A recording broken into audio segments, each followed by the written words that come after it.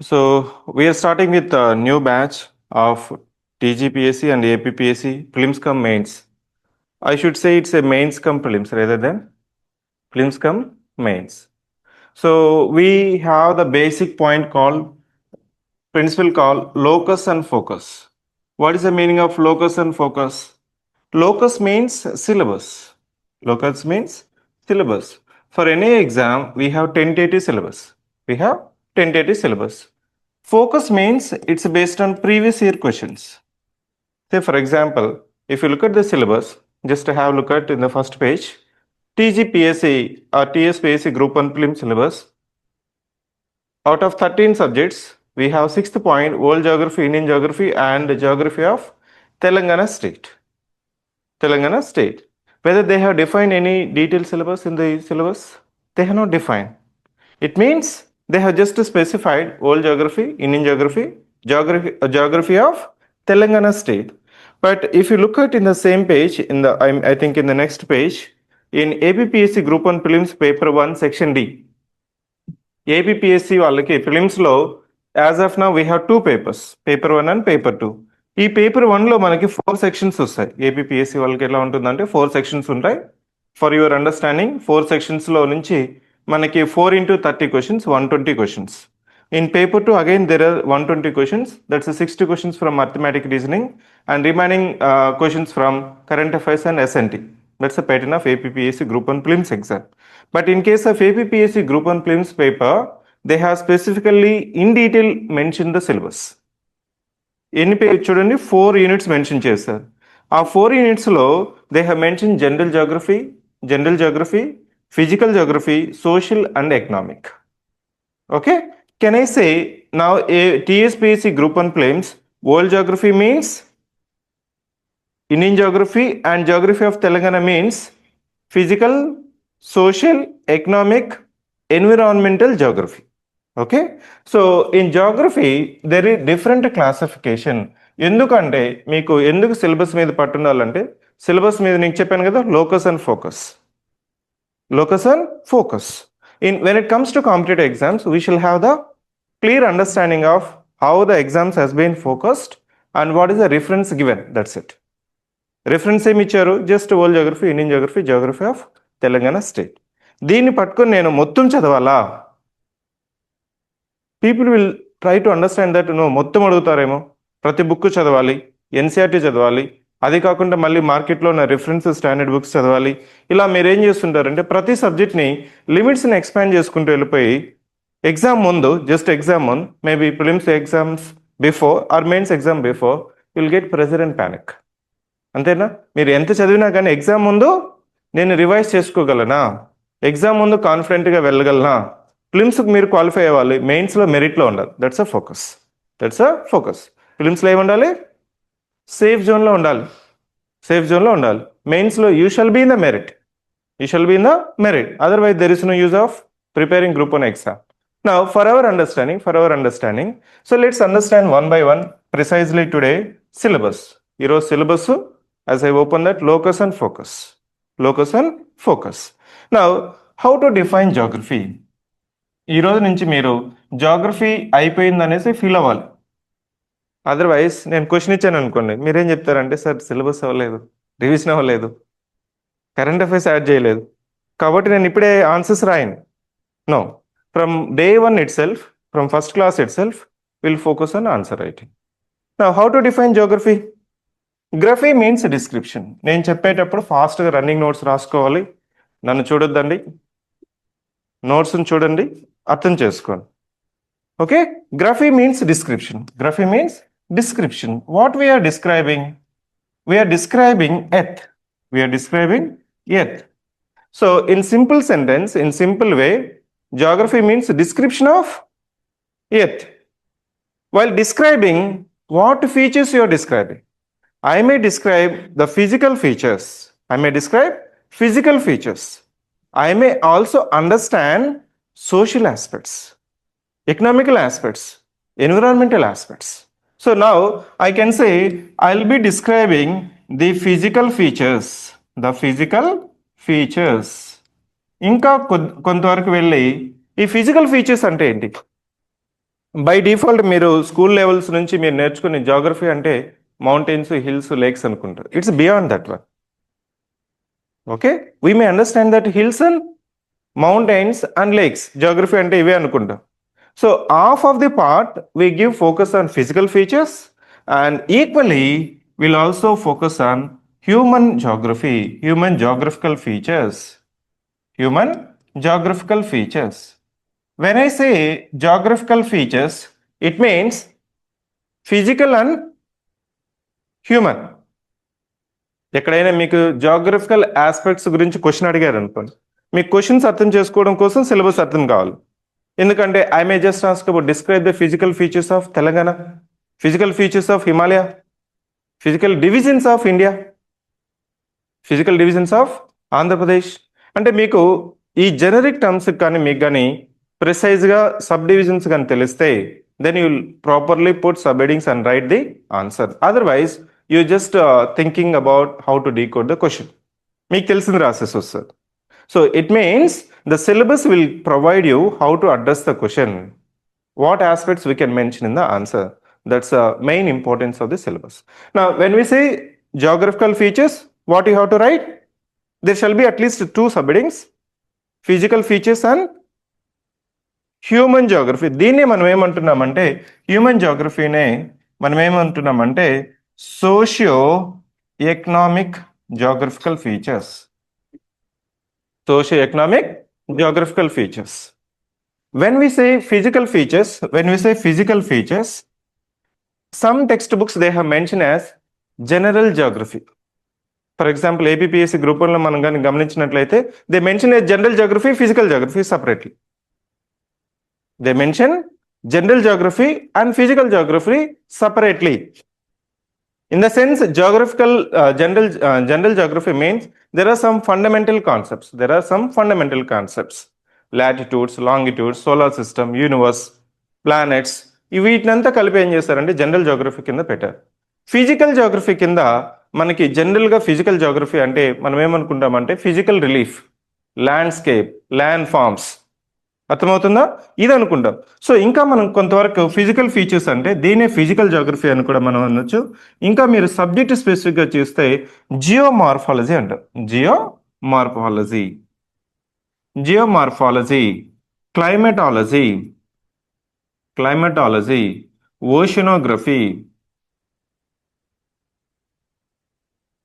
ఎన్విరాన్మెంటలిజం,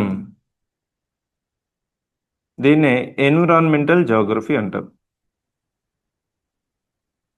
So now you are trying to expand the limits of the subject, and at the same time we are also confining as per the locus of the syllabus. Okay, we started with locus and focus. Locus means what the syllabus they have mentioned, and focus means how to confine the limits in your preparation based on the reference of previous year questions. Now what is meant by geography? Now, how to apply this knowledge in your answer writing? Say, try to understand some questions. As I mentioned that, discuss the role of geographical features, or discuss the role of geographical factors for the backwardness of Rayalaseema. Write down the question. Discuss the role of, please come in. Discuss the role of geographical factors for the backwardness of Rayalaseema.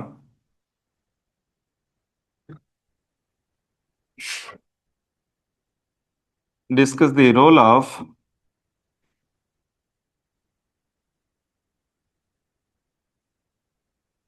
geographical factors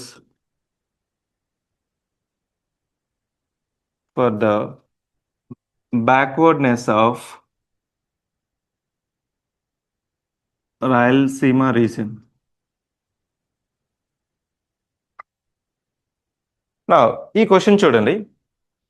ఈ question చూస్తే can you write this answer now? Can you write? Yes, your geography syllabus is over. So that's the mindset you shall have it. Now, ఇక్కడ చూడండి, geographical factors for the backwardness of Rayalaseema region. Now, I may just replace Rayalaseema with Telangana, or Vidarbha region, northeastern, or North India, Western India. Or in the same question, I can also ask the role of instead of geographical factors, simply I can ask reasons for backwardness of it. అవునా, role of geographical factors బదులు reasons for the backwardness of Rayalaseema region. Or I may advance the question, role of climatic factors, role of climatic factors. Or instead of Telangana region, I can say that the role of geographical factors for the progress and development of Telangana region. Now we don't accept Telangana is a backward, Rayalaseema is a backward. The concept of negativity has been replaced with positivity. No, no, sir, it's a political negligence that the region has been neglected. We have abundant resources, land, soil, fertile, water, everything is there, but it's a lack of political will that's making the region backward. Yes or no? Now the asking the question, now instead of negative tone, I may ask in the positive tone. Or I may ask about the potential of particular region. Are you trying to understand? So this single question will try to expand your thinking process, that how to utilize this locus focus concept in order to address the question. Now this question, I'll give 5 minutes time to brainstorm and write it. నాకు just points రాస్తే చాలు. Okay, can you right నా? So ఇప్పుడు నుంచి మీరు ఏమనుకోవాలి, your syllabus is over and you have the potential to right it. Now when it comes to mains exam, as I mentioned that our classes are mains come prelims, not prelims come mains. So mains కి వచ్చిన తర్వాత first the inertia of that, I could not able to write, I don't have points, I don't have value addition, and this is my first class, I am fresher. No, you are now equal to me and you have more potential than me. That's why I am teaching and I enjoy the teaching. Now when it comes to mains question, this same question, now you try to write it.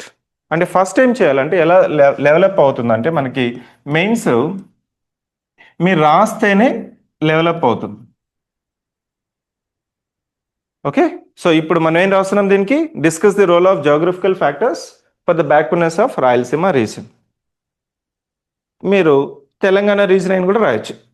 AP వాళ్ళు Rayalaseema region, Telangana region, maybe north Andhra region, మీకు చూడండి north Andhra reason. ఇంకా కొంతవరకు వెళ్తుంటే తెలంగాణలోని ఇప్పుడు మనకి multi zone 1, multi zone 2 వచ్చింది. దీని north Telangana, south Telangana, central Telangana, 3 regions వచ్చాయి.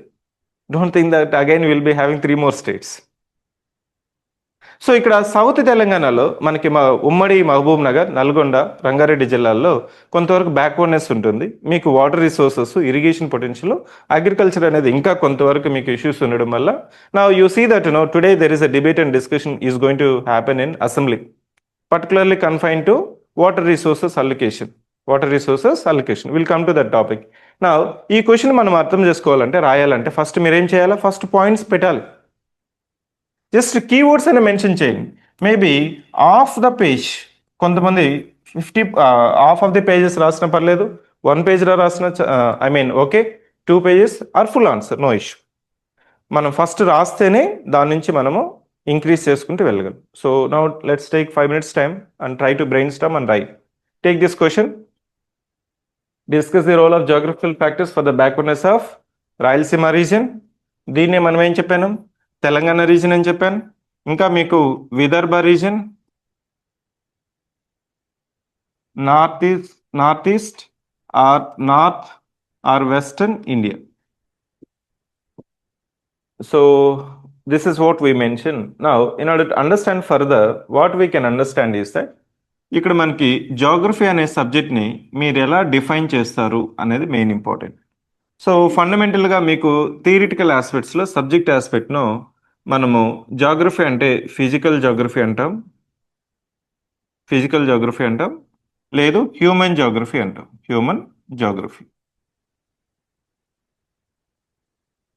అండర్ ఫిజికల్ జాగ్రఫీ మనం ఆప్షనల్ సబ్జెక్ట్లో జాగ్రఫీ ఆప్షనల్ సబ్జెక్ట్ కానీ మీరు చదివితే యూపీఎస్సీలో మనకి ఏముంటుందంటే, ఫిజికల్ జాగ్రఫీలో జియోమార్ఫాలజీ ఉంటుంది. జియోమార్ఫాలజీ సబ్జెక్ట్లో what we have is that land forms, mainly land forms అంటే మనకి చూడండి hills, mountains, plains, plateaus, coastal plains, islands, ఇంకా మీకు ఇవంతా కలిపితే మనకి జనరల్గా ఈ జియోమార్ఫాలజీలో డిస్కస్ చేస్తాం.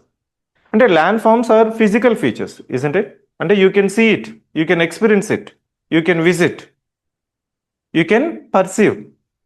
So this physical features like mountain ranges, plains, plateaus, coastal plains, highlands, so these are evolved over a period of time. ఏ విధంగా ఎవాల్వ్ అయింది, ఎందుకు ఎవాల్వ్ అయింది, ఎక్కడెక్కడ ఏ ఫీచర్స్ ఉంటాయి. Say for example if you go to Pacific Ocean, on the margins of Pacific Ocean you can find an number of numerous islands. మనకి Japan కానీ ఇట్లా మీకు ఆస్ట్రేలియా నుంచి న్యూజిలాండ్ నుంచి ఈ రిమ్ ఆఫ్ పసిఫిక్ చూస్తే you can have agitative land forms. అంటే ఇక్కడ మీకు ఎర్త్ క్వేక్స్ అనేది కామన్, వల్కనోస్ అనేది కామన్. ఎందుకు అక్కడ వల్కనోస్, ఎర్త్ క్వేక్స్ వస్తున్నాయి, దానికి కారణంగా ఎలాంటి ల్యాండ్ ఫార్మ్స్ వస్తున్నాయి అనేది మనము ఇక్కడ జియోమార్ఫాలజీలో చదువుతాం. ఎప్పుడైతే మీకు ల్యాండ్ ఫార్మ్స్ తెలుస్తుందో ల్యాండ్స్కేప్, ఇక్కడ మీకు గుర్తుపెట్టుకోవాల్సింది ఏంటంటే land forms, landscape, relief features. Is it same? Land forms examples ఏంటి? Yes, precisely you can say mountains, plains, plateaus, coastal plains, yes, deserts and islands. ఈ collection of lands forms is known as landscape. Himalayan landscape, Indian landscape. Say Indian landscape, when I say Indian landscape, it's almost collection of different landforms put together. It's a wider connotation. Say Himalayan landscape. Himalayas is almost more than 5 lakh square kilometers of geographical area. దీంట్లో మీకు ఇంకా ఏమవుతుంది, అక్కడక్కడ plateaus ఉంటాయి, lakes ఉంటాయి, hills ఉంటాయి, mountains ఉంటాయి, ఇంకా కొంతవరకు అక్కడక్కడ డిఫరెంట్ టెరైన్స్ కూడా ఉంటాయి. So that's why I can call it as a Himalayan landscape. Telangana landscape, Andhra Pradesh landscape. అంటే మీకు చూడండి, మీకు ఈ ల్యాండ్స్కేప్ని మీరు ఎలా డిఫైన్ చేశారు? Landscape is a collection of Telangana landscape is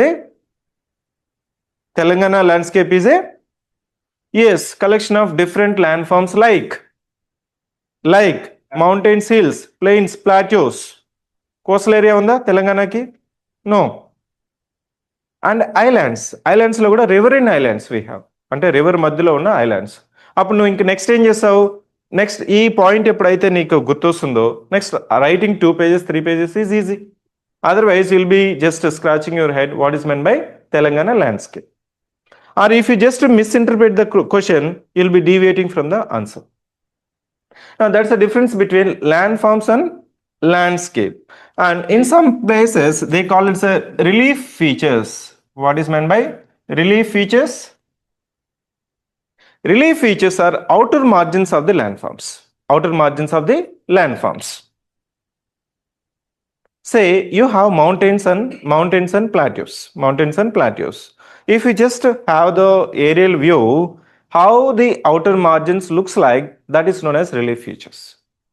That's a literary meaning of relief features. So మీరేం చెప్తున్నారు, అక్కడ మీకు ఎప్పుడైతే రిలీఫ్ ఫీచర్స్ అడుగుతామో, so definitely you have to write about the slope of the land form.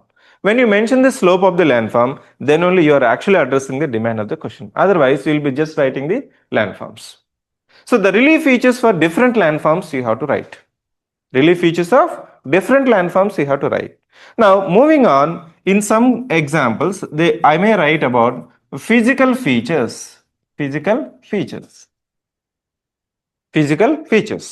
How to write the physical features?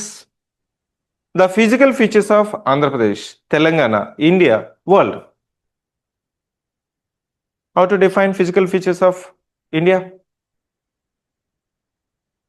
Will it be landforms? Yes. The physical features broadly can be classified into different landforms. Then you will be writing about mountains, hills, plateaus, plains, coastlands, islands. Now you understand how to approach the question? Now furthermore, I may write about the geographical features. Now tell me how to address this question, geographical features of India. When we say geographical features, the misunderstanding is that you'll confine to only physical features and you are not going to write about human geography. If you skip human geographical features, you are actually addressed 50% of the question. And you may think that, sir, I have written 3 pages, but you have awarded only 4.5. you see that just misunderstanding the question itself, you have lost the half of the marks.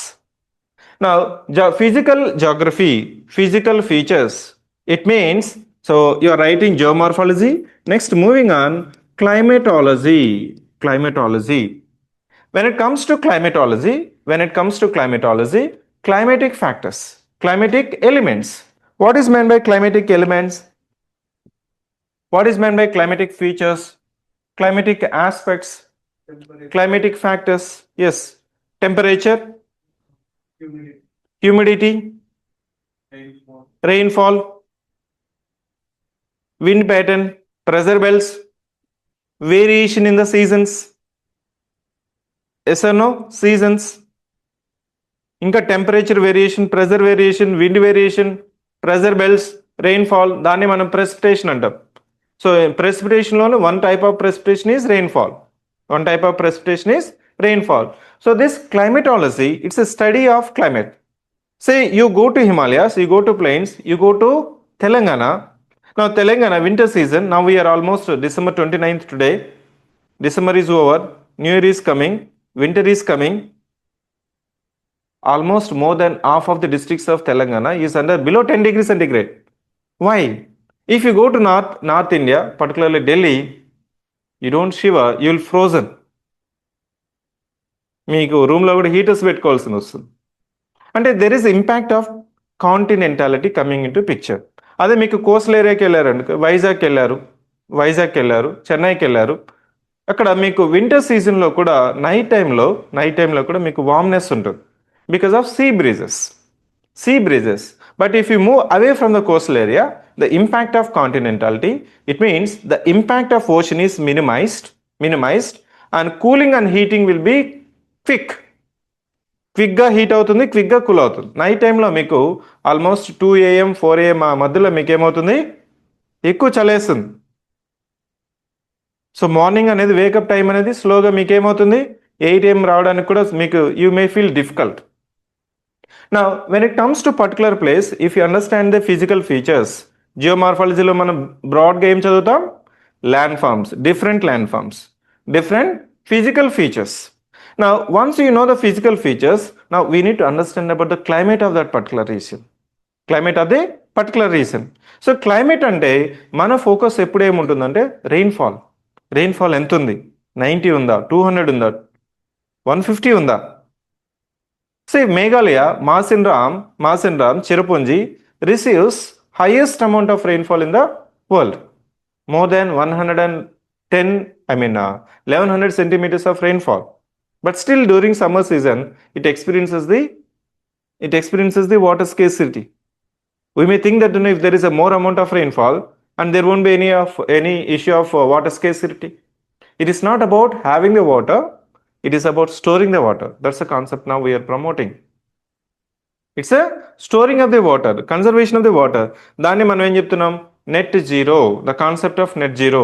నీకు కావాల్సిన energy, నీకు కావాల్సిన water, నీకు కావాల్సిన fuel, నీకు కావాల్సిన food నువ్వే generate చేసుకోవాలి, నువ్వే ఖర్చు చేసుకోవాలి, నువ్వే రీసైకిల్ చేసుకోవాలి. That's the concept of net zero. So that is found the roots from the philosophy of Gandhi. Villages as a republican units, independent units, అంటే సెల్ఫ్ సస్టైన్. అండ్ విలేజెస్లో మీకు ఈవెన్ ద వరల్డ్తో కట్ ఆఫ్ అయినా కానీ it can sustain. Hyderabad survive అవుతుందా, sustain అవుతుందా? Water రాకపోతే మీకు ఏమైపోతుంది? First I will be coming late sir, please permit 1 hour late. Water scarcity, no water in the hostel, no water in the room. So we're not net zero city. Now క్లైమేటాలజీలో మనం basic ఏం చదువుతాం, ఏమి interlink చేస్తాం, climatic factors. Now tell me 5 important climatic factors.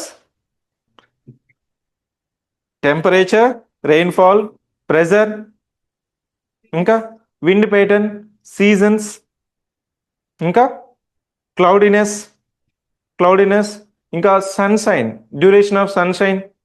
మీకు western కంట్రీస్కి వెళ్ళామనుకోండి, Arctic సర్కిల్కి వెళ్ళామనుకోండి, there will be 6 months night, 6 months day. Sun never sets for more than 6 months. There is no direct insolation, incoming solar radiation. Now, we have now understanding of two major factors. If you now go to any particular place, now you have to observe what is a landform. ఈ winter సీజన్కి వచ్చినప్పుడు కొన్ని ప్లేసెస్కి మనం tourist ప్లేసెస్కి వెళ్తూ ఉంటాం. అదే సమ్మర్ ప్లేసెస్కి వచ్చినందుకు your destination will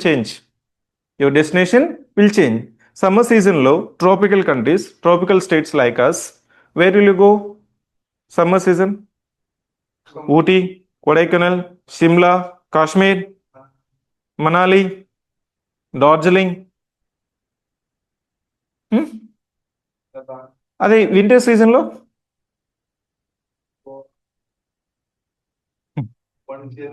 Goa, Pondicherry, Sabarimala, temple tourism. You see that, Makar Sankranti. It's all your part of your geography. Don't think that, you're not studying the geography. Andhra Pradesh, what you'll see? Sankranti, Makar Sankranti, Tirumala, Tirupati. So winter season, temple tourism is popular in India. Kumbh Mela, మనకు ఇప్పుడు మనకి ఏమవుతుంది? మేడారం జాతర వస్తున్నాయా? So నా winter season it will break అంటే మీకు అక్కడ దగ్గరలో ఉన్న రివర్ వాటర్ అనేది వామ్గా ఉండడం వల్ల you'll go to that place and you will enjoy that one, the reverberations or energy, and you'll come back with double energy. Now in the physical geography we have studied geomorphology, climatology. Logy means scientific study.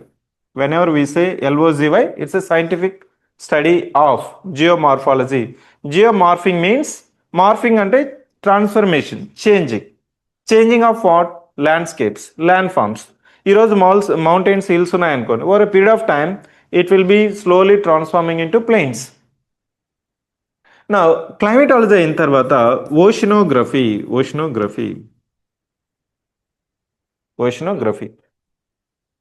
Almost 70% of the globe is covered with water.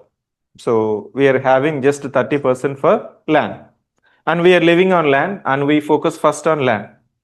Then we focus on water. Life on water is directly related with life on land. మనకి ఇప్పుడు sustainable development goals ఉన్నాయి కదా, ఈ SDG గోల్స్లో life below water is having the direct relation with the life and soil.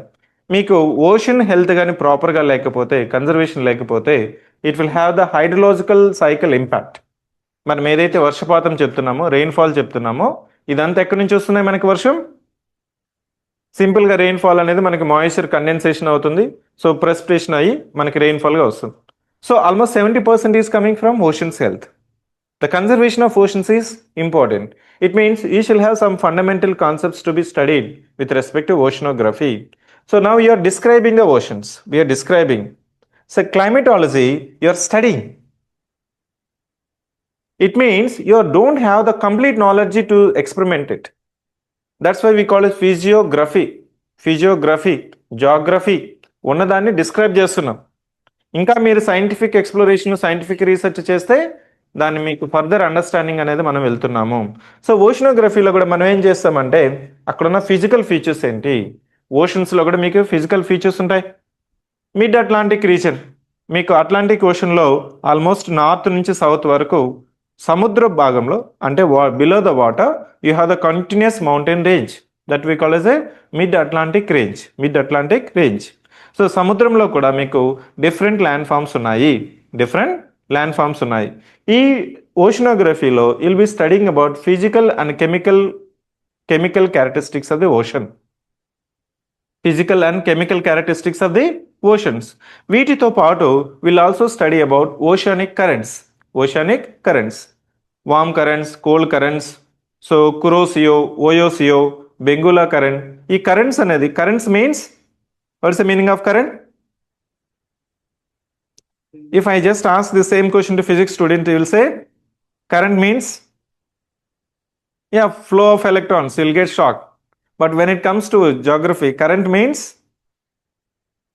movement of water. Movement of air is known as wind. Movement of water in geography is known as current.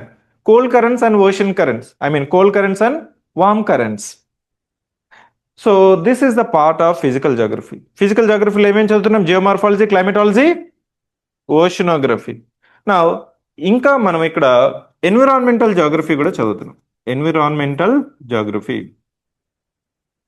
So now this subject is latest and now it has been specially treated as important nowadays. Now we are trying to understand that, so importance and conservation of environment. ఒక 10 years ముందు environment nobody is caring. మీరు విలేజెస్లో చూడండి, సంక్రాంతికి వచ్చేటప్పుడు bushes ఉండేటివి, భోగి మంటలు. సంక్రాంతికి వచ్చేటప్పటికంతా మనం ఏం చేస్తాం, వాటిని కట్ చేసి ఎండబెట్టి ఒక 1 month ఎక్సర్సైజ్ అది. పర్టికులర్గా యునైటెడ్ ఆంధ్రప్రదేశ్లో, కంబైన్డ్ ఏపీలో సదరన్ డిస్ట్రిక్ట్స్లో మనకి సంక్రాంతి ఫెస్టివల్ వచ్చిందనుకోండి, వీటినంతా క్లియర్ చేస్తుంది. అంటే మీకు ఎందుకు సదరన్ పార్ట్ ఆఫ్ ఆంధ్రప్రదేశ్ అంటే మీకు నార్త్ ఈస్టర్న్ మాన్సూన్ సెట్ అవుతుంది. Almost north eastern monsoon December మంత్కి అంతా మనం ఏం చేస్తామంటే, సో వరి పంటలకి రెడీ చేస్తుంటాం. వాటినంతా కట్ చేసిన దాన్ని మనం భోగి మంటగా వేస్తుంటాం. నా ఈ ఎన్విరాన్మెంటల్ జాగ్రఫీలో ఎన్విరాన్మెంట్ అంటే ఏంటి, ecosystem, ecology, elements of environment.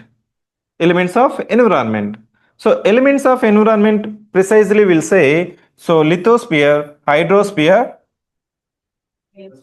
Atmosphere and combine together it's a biosphere. Me 10th క్లాస్లో చదువుంటాం.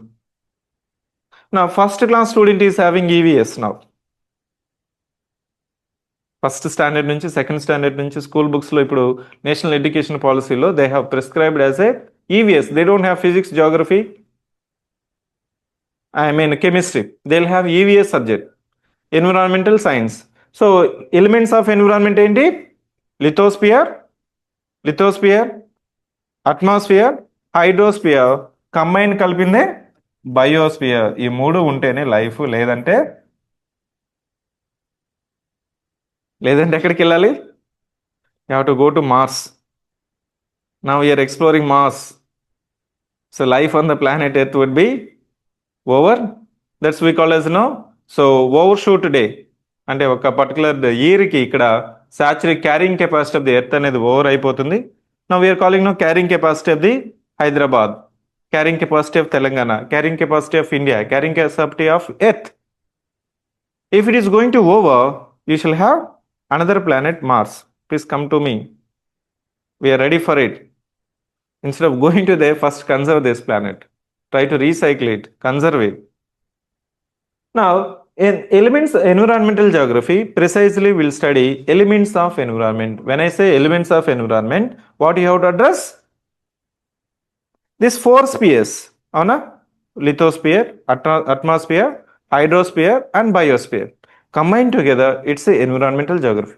Now you see that now 4 subjects we have interlinked right from geomorphology, climatology, oceanography and environmental geography. This is combined together is known as, if I say physical features, what you have to write? At least from each chapter, from each concept division, you have to address at least 3 major aspects, 3 main aspects. Then only you have addressed the physical features. If I say physical features of Telangana, what you have to write? అర్థమైందా? Physical features of India అంటే మీరేం రాసేసి వస్తారంటే, only you'll write about land forms. You don't write about climate and you will ignore the environmental geography. అర్థమవుతుందా? So physical features అంటే ఇప్పుడు మనం ఏం రాయాలనేది అర్థమైంది. Now what is meant by this human geography? People call geography is a queen of social sciences. That's why it can align with any queen. Sorry, any king. Geography is known as queen of social sciences. That's why you can align with any king. So geography is such a subject, it interlinks, mixed with all other social sciences. And you cannot say this is not part of geography. Now that's why we have human geography. Why you are studying geography? Why I need to study climatology, oceanography, environmental geography, physical geography? Human progress, human growth, human development. So if you go to Northeast India, your focus would be different. Now we are focusing about second green revolution in the northeastern states in order to promote oil conservation. That's a palm oil. Replace existing evergreen forest with palm oil and you'll get oil. Are you understand? That's true. Northeastern states lo you have extensive pristine forest. Now because in order to replace import oil bills, now we are promoting palm oil, palm trees మనం ఈత చెట్లు అంటాం, ఊరు భాషలో అయితే మనం ఈత చెట్లు అంటాం. ఈత చెట్లులోనే అదొక special breed palm oil. So ఈ పామ్ ఆయిల్ ఎక్కడ కన్జర్వ్ అవుతుంది? ఫారెస్ట్లో అక్కడెక్కడ విత్తనాలు వేసేసేయండి, మీకు పామ్ ఆయిల్ అనేది ఆటోమేటిక్గా ప్రొడక్షన్ పెరుగుతుంది. That's the second green revolution in north eastern states. నా హ్యూమన్ ప్రోగ్రెస్, హ్యూమన్ జాగ్రఫీ, నా వి డీల్ విత్ ఇక్కడ మనము సో సోషల్ జాగ్రఫీ అంటాం దీన్నే, social geography, economic geography,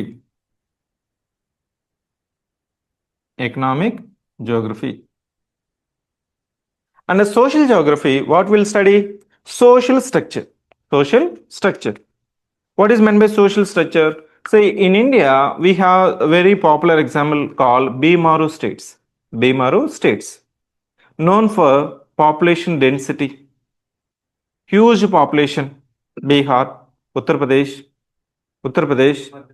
Madhya Pradesh, Rajasthan, West Bengal, ఈ ప్లేసెస్లో మీకు గమనించినట్లయితే you have large population. So population density, when there is a population density, the carrying capacity of the land will have the limitation and you have to divide the existing resources, maybe land, water, minerals, whatever it may be. So automatically మీకు level of progress ఏమవుతుంది?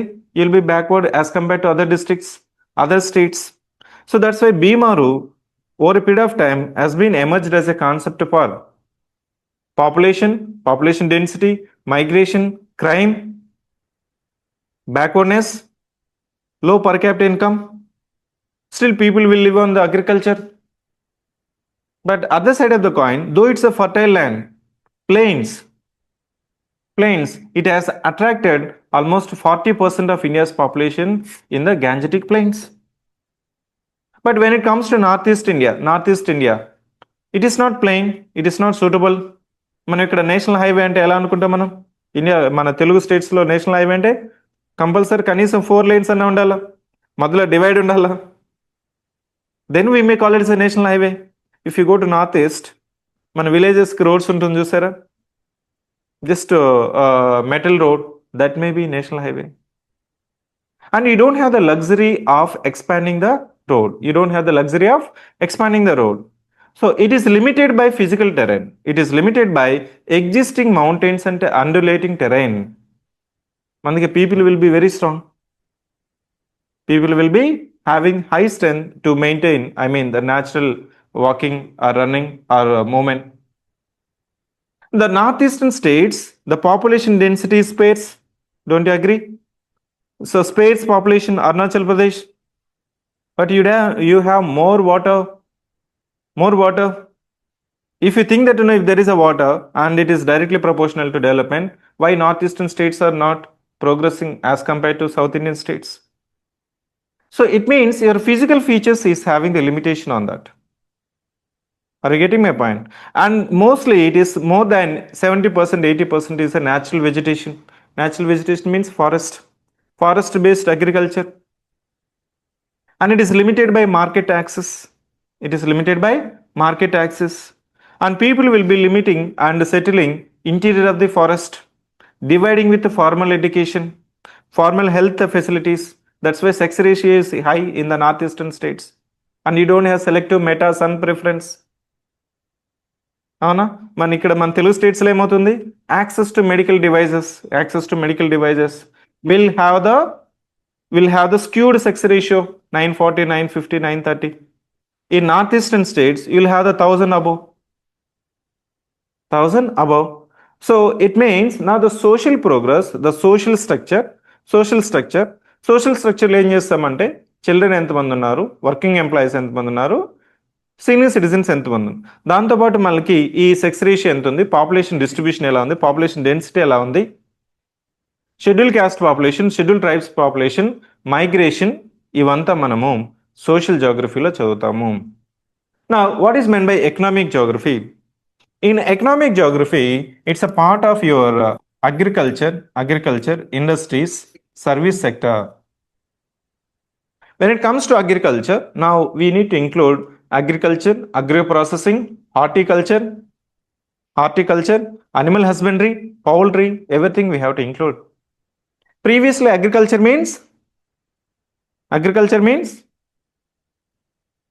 Farming అనే ఒక mind సెట్ని మనం ఏం చేస్తున్నామంటే agriculture నుంచి agro processing, value addition, not only agriculture. So now animal husbandry, integrated farming, mixed farming ఒక ప్లేస్లో మీకు అక్కడ next let me complete this one. Next industries people use to visualize availability of resources. Mineral resources ఉన్నాయా, forest resources ఉన్నాయా, దాన్ని బట్టి మనము ఏ ఇండస్ట్రీస్ పెట్టాలి.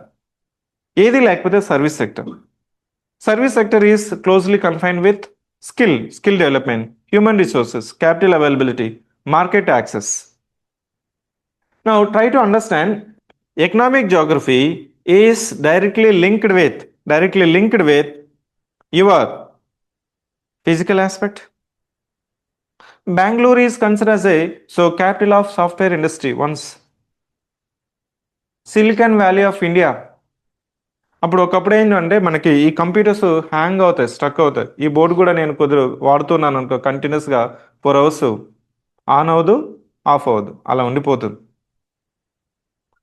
So it means the temperature natural controlling abilities. For example మనకి ముంబై కానీ, కోల్కతా కానీ, చెన్నై కానీ, ఈ ప్లేసెస్లో మనకి షుగర్ కేన్ ఇండస్ట్రీస్ కావచ్చు, కాటన్ టెక్స్టైల్ ఇండస్ట్రీస్ కావచ్చు. Historically this places has been nurtured and developed. Coastal ఏరియాస్లో ఉన్న మాయిశ్చర్ వల్ల మనకి ఈ కాటన్ టెక్స్టైల్స్ ఉన్నాయి కదా, మనం కాటన్ నుంచి మనం ఏం చేస్తాం, థ్రెడ్ని తీసి మళ్ళీ మనం టెక్స్టైల్గా చేస్తాం. ఈ థ్రెడ్ తీసేటప్పుడు ఎయిర్లో కండ్యూసివ్ మాయిశ్చర్ ఉన్నప్పుడు బ్రేక్ అవ్వదు, otherwise it will break. Now we have the artificial machines that can artificially maintain the moisture levels. But historically that was advantage. When it comes to Bangalore, which is known as Silicon Valley of India, it is also having the natural advantage of location of this Bangalore almost 800 meters above from the mean sea level.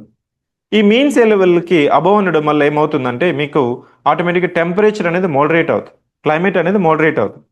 దానివల్ల మీకు ఏమవుతుందంటే now it has been కనెక్టివిటీతో పాటు మనకి natural advantage as well as the market access, skilled resources, and it has emerged as a silicon valley software. స్లోగా ఏమవుతుందంటే అక్కడ మనకి other sources like Hyderabad కావచ్చు, పూణే కావచ్చు, విశాఖపట్నం కావచ్చు, now emerging as a alternative centres. Now you have air conditions. మీరు చూడండి, సాఫ్ట్వేర్కి మీకు హైటెక్ సిటీకి వెళ్తే ఆల్మోస్ట్ సాఫ్ట్వేర్ కంపెనీస్ అంతా స్ట్రక్చర్స్ అనేది ఒకే లెవెల్లో కనిపిస్తుంటాయి. High raised structures, glassed ceiling. Why they require such kind of construction? So it is not cooling you, it has to be cooled the machines, otherwise it will stuck. So work efficiency కావాలంటే compulsory temperature అనేది control అవ్వాలి. So temperature నువ్వు ఆర్టిఫిషియల్గా control చేయాలంటే ఆటోమేటిక్గా నీకేం కావాలా, extra energy consume అవ్వాలి. మీరు బెంగళూరుకి వెళ్ళారు అనుకోండి, మామూలుగానే ఇక్కడ మనం వింటర్ సీజన్లో ఫ్యాన్ వేసుకోం, అక్కడ సమ్మర్ సీజన్లో కూడా మీరు ఫ్యాన్ వేసుకో.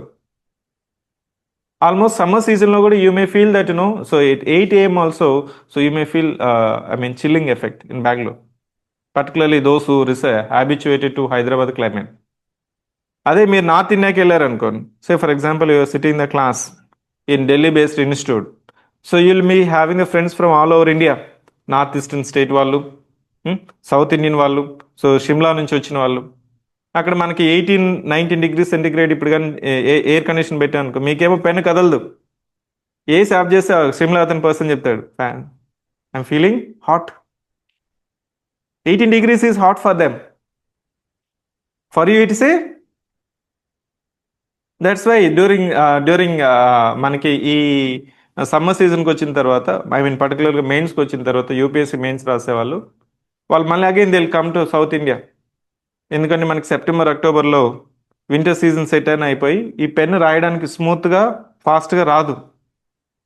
They have to come back to they native place to get the service.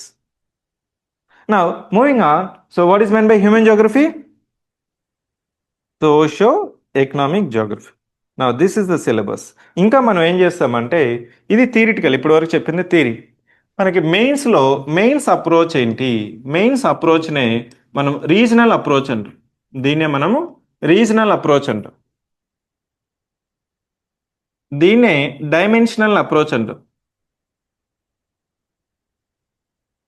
Dimensional approach means you have to write different aspects related to geography. That's it. మనకేంటి ఒక question ఇచ్చినప్పుడు మనం 3 sub headings పెట్టాలి. ప్రతి sub హెడింగ్స్కి 5 to 6 points రాయాలి. ఆ 6 points కూడా diversified points రాయాలి. You cannot write 1 point for at 5 places. So this is mains approach, regional approach, dimensional approach. ఇక్కడ మీకు ఈ అప్రోచ్లో మనం ఏం చేస్తామంటే ఇప్పటి వరకు చెప్పుకున్న ఈ ఆల్ ఆస్పెక్ట్స్ నుంచి సిలబస్లో మీకు మెన్షన్ చేసిన ఒక్కొక్క పాయింట్ రాస్తాం. That's it. Are you getting my point?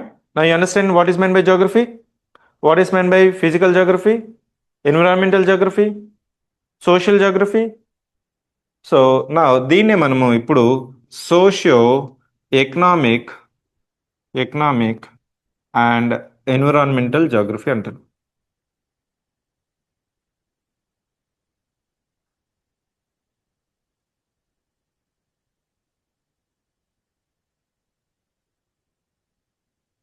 First point physical పెట్టింది. Physical, socio economic and environmental geography.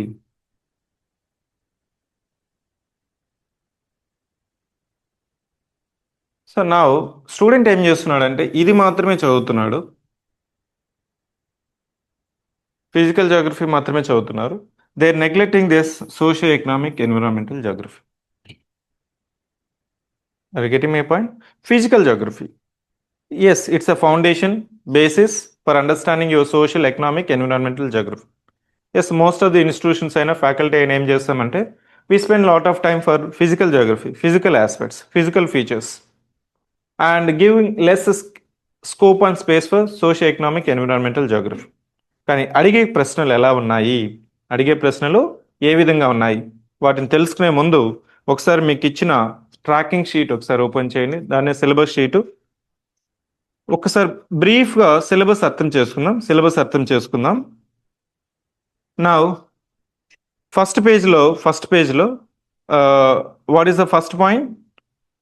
Syllabus comparison ఇచ్చాను. TSPSC group 1, group 2, APPSC group 1, group 2 and UPSC syllabus in order to understand the locus and focus of the subject.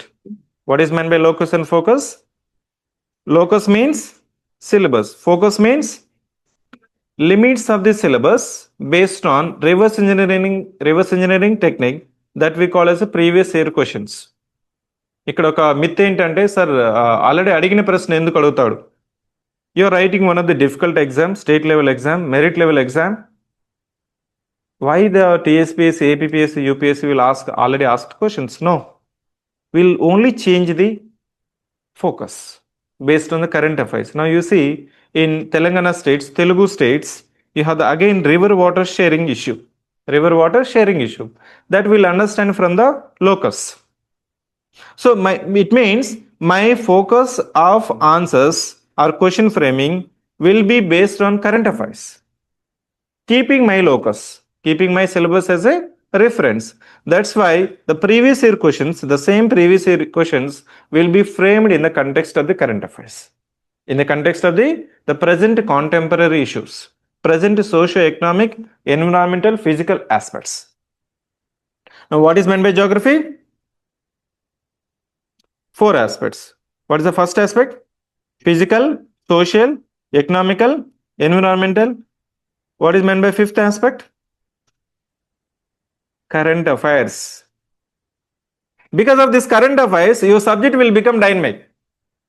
Your graduation syllabus may not be relevant here. గ్రాడ్యుయేషన్లో మీరు ఒకవేళ geography PG చేసినా, డిగ్రీలో చదివినా కానీ మీకు concepts మాత్రమే తెలుస్తుంది. ఇక్కడ కరెంట్ అఫైర్స్ చదవకపోతే, తెలుసుకోకపోతే, వాటిని లింక్ చేసుకోకపోతే you are missing the strength. 4 వేళ్ళు ఉన్న బొటన వేలు లేకపోతే ఏమవుతుంది? ఎస్, పెన్ను కదలదు. ఈ 2 వేలతో రాస్తారా? ఎవరైనా రాయని చూద్దాం. Can you write with 2 hands without thumb? Okay, yes. Now look at this one. అప్పుడు రాసేవాళ్ళండి మీకు విజయనగర సామ్రాజ్యంలో మీకు అప్పటికి హిస్టారికల్ రాసేవాళ్ళు ఇలా పెట్టుకొని రాస్తూ ఉంటారు. తాళ్ళపాక అన్నమాచార్యులు ఇట్లాంటివి మనకి పోయిటరీలు చూసినప్పుడు కోడీకలతో మనకి ఇంక్ తీసుకొని దాన్ని ప్రాపర్గా అలా స్లోగా రాస్తుంటారు. ఓకే, ఇప్పుడు మీరేంటి 3 అవర్స్లో ఎన్ని పేజెస్ రాయాలా? ఎస్, 45 పేజెస్ రాయాలి. నా look at the syllabus. So TSPC group 1 prelims, world geography, Indian geography, geography of Telangana state. నా ఇప్పుడు వరల్డ్ జాగ్రఫీలో ఇదే దాన్ని అర్థం ఏం చేసుకుంటామంటే ఇక్కడ చూడండి, యూపీఎస్సీ ప్రిలిమ్స్ పాయింట్ చూడండి, UPSC prelims syllabus, Indian and world geography. There you have mention physical, social, economic, geography of India and the world. You understand? So the first point, TSPSC Group 1 prelims, you can betterly understand with UPSC prelims understanding physical, social, economic, geography of, yes, world, India, Telangana state. అర్థమైందా? Physical అంటే ఏంటి? Geomorphology, climatology, oceanography. ఇక్కడ environmental అనేది సపరేట్గా ఇచ్చాడు. Now the syllabus means, geography means, now the latest understanding of the division is this one, physical, social, economic, environmental, geography of India, Telangana and world. అంటే ఇక్కడ మన state, మీరు group 1 రాస్తున్నారంటే compulsory మన state కూడా చదువుకోవాలి అంతే. Now furthermore in in APPSC Group 1 prelims syllabus, next page, they have mentioned, as I mentioned, ఏపీపీఎస్సీలో syllabus అనేది ప్రిలిమ్స్లో చాలా ప్రిసైజ్గా ఇచ్చారు. ఎందుకంటే 2 పేపర్స్ ఉండడం వల్ల పేపర్ 1లో 4 సబ్జెక్ట్స్, పేపర్ 2లో 3 సబ్జెక్ట్స్ ఉంటాయి. APPSC group 1 prelims. Now look at this one, APPSC group 1 prelims, paper 1 section D. So as I mention, APPSC prelims consists of 2 papers. Paper 1 120 marks, 120 questions, paper 2 120 questions, 120 marks, total 240. Now there is a proposal that to make 2 papers into single paper is yet to come. So APPSC prepare అయ్యే వాళ్ళకి nothing to worry. నేను చాలాసార్లు సందర్భంలో కూడా చెప్పాను, ఎప్పుడైనా syllabus మారుతుంది అంటే పెద్దగా అక్కడ ఇన్నోవేషన్ ఏం జరగదండి. 2 పేపర్లు ఉంటే 1 పెడతారు, 1 ఉంటే 2 పెడతారు అంతే. అదే సిలబస్ని స్ప్లిట్ చేస్తాం, అదే సిలబస్ని పేర్లు మారుస్తాం. So the floods and droughts is main important aspect when it comes to Telugu states. This is about UPSC mains syllabus. So UPSC mains syllabus is drafted such a way that it is very generalized and the locus you cannot, but you can focus from the previous year questions, but locus is wider. That's the syllabus of UPSC. Now moving on to APPSC prelims syllabus, which we have already explained, consists of 4 chapters: general, physical, social and economic. Now APPSC group 1 mains syllabus, paper 2 section 3. So more or less same prelims syllabus ఇక్కడ mention చేశారు. ఈ flora fauna అనేది మనకి natural vegetation, wild life conservation. So ఏపీలో కొంతవరకు ఈ environmental జాగ్రఫీలోనే మీకు అదే పార్ట్ మనకి ఫిజికల్ జాగ్రఫీలోనే కవర్ అవుతుంది, ఎన్విరాన్మెంటల్ జాగ్రఫీలో కవర్ అయినా కానీ ఈ 4th chapter flora and fauna of wild lifes కానీ యానిమల్స్ కానీ అది కొద్దిగా స్పెషల్గా మెన్షన్ చేస్తారు ఇక్కడ ఏపీపీఎస్సీ గ్రూప్ 1 సిలబస్లో. నెక్స్ట్ ఏపీ గ్రూప్ 2 సిలబస్లో ఏపీలో మనకి ప్రిలిమ్స్ మెయిన్స్ ఉంటుంది. గ్రూప్ 2లో ఇక్కడ మనకి తెలంగాణలో ఓన్లీ ఒక ఎగ్జామ్ ఉంటుంది, only 1 level, only single stage exam. But in case of AP we have prelims and mains. ప్రిలిమ్స్లో ఉంది, మెయిన్స్లో లేదు. అక్కడ ఏం చేస్తారంటే ఏపీ గ్రూప్ 2లో ఉన్న సిలబస్నే ప్రిలిమ్స్లో అడిగిన సిలబస్ మళ్ళీ మెయిన్స్లో అడగరు. అందుకోసం మనకి ప్రిలిమ్స్ లెవెల్లో the same syllabus they have mention. Now you understand. So డీటెయిల్గా మీకు రెస్పెక్టివ్ ఏపీ వాళ్ళకి నెక్స్ట్ టాపిక్స్ కూడా మెన్షన్ చేశాను. ఈ టాపిక్స్ అనేది మనము క్లాస్లో కవర్ చేసుకుంటూ వెళ్తాం. కవర్ అయినప్పుడు మీరు ఓపెన్ చేసుకుంటూ టిక్ పెట్టుకోవాలి. సార్ ఈ టాపిక్ చెప్పాడా లేదా, లోకస్లో ఉందా లేదా. నా ఫోకస్ ఏంటి? As of now we have discussed about locus of the syllabus. Now you understand what is meant by economic geography, social geography, climatic factors, physical features. ఈ టర్మ్స్ కానీ మీకు అర్థమైతే, ఈ టర్మ్స్ కానీ now you understand. Now look at the previous year questions. Now will try to understand focus of the UPSC, TSPSC and APPSC. First APPSC నుంచి వెళ్దాము. ఇది ఈ పీడిఎఫ్స్ మీకు టెలిగ్రామ్లో కూడా షేర్ చేస్తారు క్లాస్ అయిన తర్వాత. So this we have our academic team has segregated. This is paper 2 of APPSC mains. ఏంటిది? ఈ ప్రీవియస్ ఇయర్ క్వశ్చన్స్ నుంచి మనం నేర్చుకుంటాం. What is the use of PYQs? Yes, focus.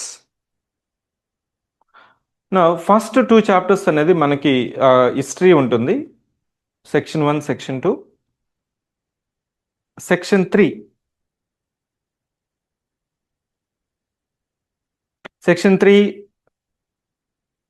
Section ఏ వచ్చి ఇండియన్ హిస్టరీ, సెక్షన్ బి వచ్చి Andhra Pradesh history, section C. What is meant by section C?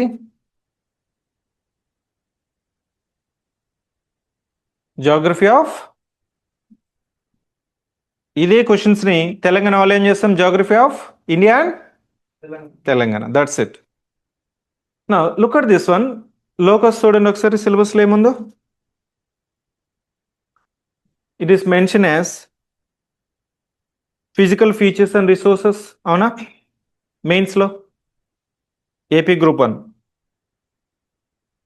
నా క్వశ్చన్స్ చూడండి. Now will understand which was asked in APPSC 2025.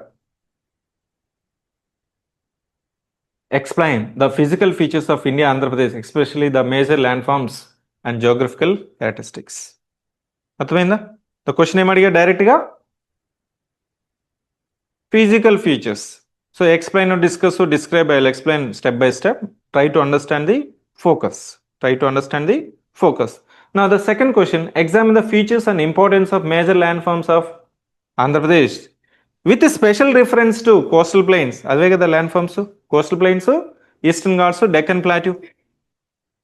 Now the third question, explain in detail the influence of local aspects of Himalaya Tibetan Plateau in the mechanism of monsoons in India.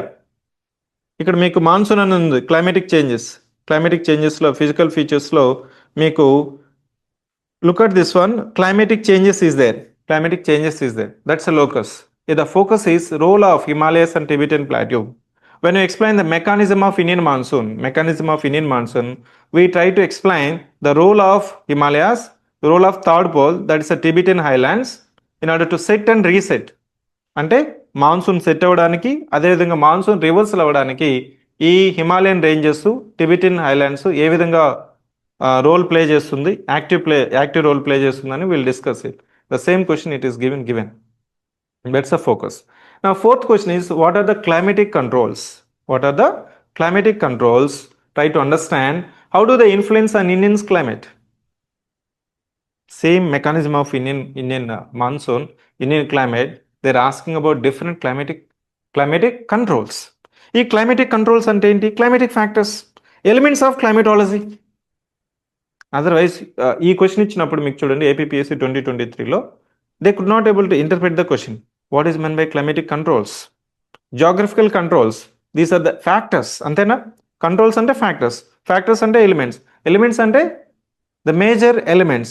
When we discuss about climatology, we discuss temperature, pressure, yes, wind pattern, pressure pattern, and uneven distribution of land and water, uneven distribution of vegetation, also climatic controls. అంతేనా? Water resources, ఇవంతా మనకి ఏ విధంగా control అవుతుంది Indian climate మీద. That was the question in fourth. Fifth question, describe the characteristic features of black and alluvial soils of Andhra Pradesh. Pay attention, you will be understanding the PYQs repeats itself. As I mentioned, earthquake repeats itself, PYQs repeats. Write down the statement. Otherwise you may think now, so PYQs already previous, and you are writing again new notification, and you think that those are old. I am new. Old is gold. That's why gold rate is increasing. So what is the proverb? PYQs repeats itself. Next statement. Old plus newspaper is new paper. Yes, old papers plus newspaper is equal to 2026 papers. That's the focus. Now, describe the characteristic features of black and alluvial soils of Andhra Pradesh. ఇదే question తెలంగాణలో అడగాలంటే నేనేం ఏ విధంగా అడుగుతాను? The same. Soils of Telangana. If I want to be very specific, I may ask about black and red soils. Black and red soils. ఇండియాలో అడగాలంటే replace India with, Andhra Pradesh with India. Now, sixth question. Give a brief account of geographical features of Andhra Pradesh. Repeat అయిందా? 2020లో అడిగిన question చూడండి, మీకు seventh question కూడా అయిపోయినవండి. Then I will show the pattern. Give a brief account of drainage system of Andhra Pradesh. ఇక్కడ drainage sewerage different అండి. Drainage అంటే natural flow, natural drain. Drain అంటే న్యాచురల్ డ్రైన్. దాన్ని మనం వర్షం పడినప్పుడు ఏ విధంగా డ్రైనేజ్ సిస్టమ్ ఉంది. Water resources, river basins, river pattern మనం డ్రైనేజ్ సిస్టమ్ అంటాం. Okay. Now look at this one, sixth question, which was asked in 2020, again repeated 2025. అదేనా? నెక్స్ట్ చాప్టర్ ఏంటి? లోకస్ ఏంటి? What is the next chapter? Locus.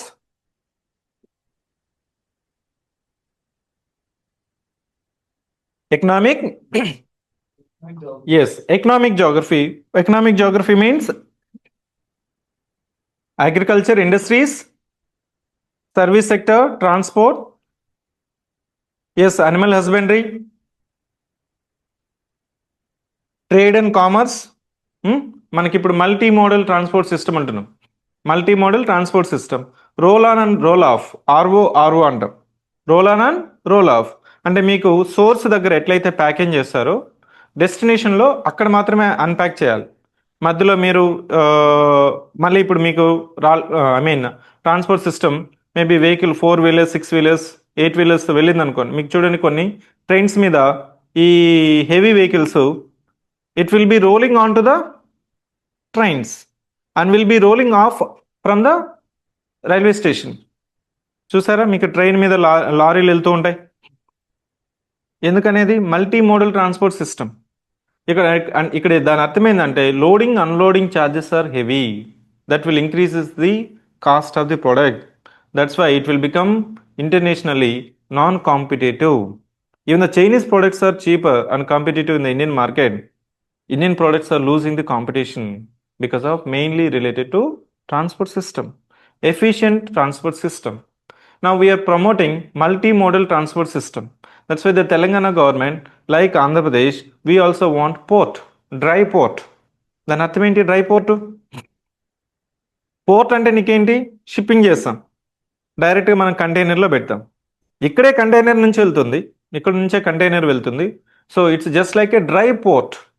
Dry port through the help of railways, through the help of roadways, directly you can put your cargo on the ships, so that this multimodal transport system will be efficient, effective, reduces the additional transport cost, and will make your products as a internationally competitive in the market. Now look at this one. We have subclassified further into agriculture, fisheries, industries, trade and commerce. Agriculture is a Indian culture, our culture, historical culture. Now look at this one, agriculture law. Discuss the background of agriculture in Andhra Pradesh. Critical examine how key agricultural inputs such as rainfall, temperature, irrigation power are likely to be affected by climate change. So inputs of agriculture అంటే నేను ఏం చెప్తాను ఇప్పుడు? ఏం చెప్పాలి? Inputs of agriculture. You may think that the fertilizers, high yielding variety seeds, irrigation, ఇక్కడ చూడండి, rainfall, temperature is also inputs. అగ్రికల్చర్లో ఏమేం factors controlling factors. Next question I may ask the controlling factors of agriculture in the state of Andhra Pradesh, in the state of Telangana. Now, the second question, the institutional factors. Now, when it comes to agriculture inputs, I can classify institutional factors and non-institutional factors. Institutional factors mainly related to subsidies. Non-institutional factors are geographical factors. Don't you agree? Inputs I can further classify into geographical factors and non-geographical factors. Under geographical factors, now I can say rainfall, temperature, irrigation facility, and having the soil, healthy soil. That's the geographical factors. Non-geographical factors I can classify as institutional factors like irrigation, subsidies, electricity, high yielding variety seeds, market access, and training, scientific methods of agriculture, ఇవంతా మనకి ఏమవుతుంది institutional factors కింద వస్తుంది. Now next question, third question, critically analyze the role of command area development. Online students, are you following? Critically analyze the role of command area development program in alleviating regional inequalities in India. What is meant by command area development program?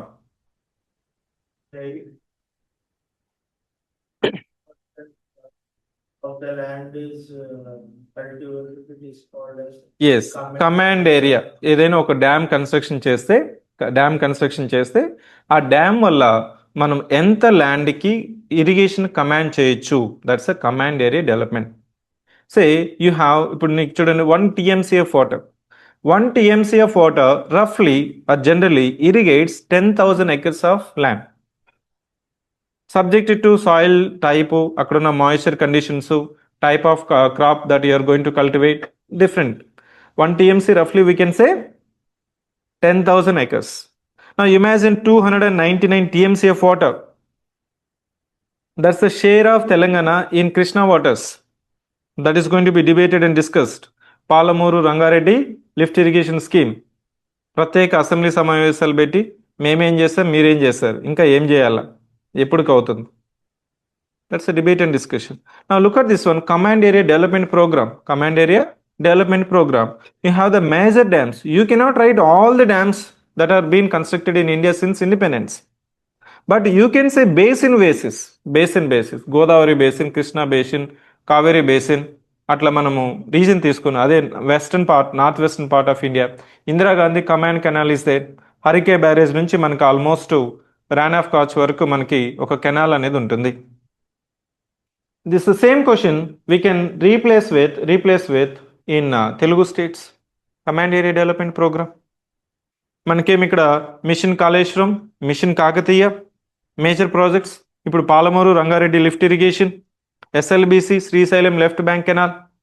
ఆంధ్రప్రదేశ్లో అయితే Polavaram.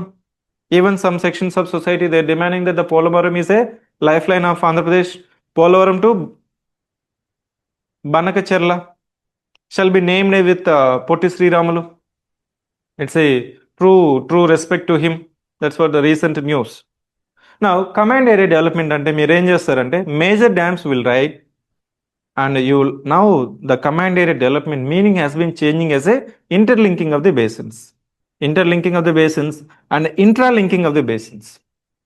It is not interlinking, it is not linking Godavari tarvata Mahanadi, Ganga తర్వాత మహానది తర్వాత గోదావరి తర్వాత కృష్ణ కాదు. We should give focus to with in the basin. అంటే కృష్ణా బేసిన్లో ఉన్న ఈ ట్రిబ్యూటరీస్ అంతా ఫస్ట్ కలపండి, గోదావరిలో బేసిన్లో ఉన్న ఫస్ట్ ఈ ట్రిబ్యూటరీస్ అంతా కలపండి, ఫస్ట్ వీటిని కలిపి మళ్ళీ కలపండి. That's the alternative concept rather than connecting the Godavari Krishna. First you try to connect with in the basin. That will stabilize the command area within the basin. Now moving on to the next question, fourth question, critically analyze the components and impacts of green revolution in India. So green revolution వల్ల మనకి high yielding variety seeds productivity అనేది పెరిగింది. There is no doubt. It credit goes to MS Swaminathan. Father of India's Green Revolution. Now, Green Revolution, people are not talking now because now you are experiencing the side effects of Green Revolution. Sir, you are eating pesticides, sir. You are drinking actually. You go to, there is a high-tech city grounds, ITC grounds లో మనకి ప్రతి year agri expo అని జరుగుతుంది. 2-3 days జరుగుతుంది.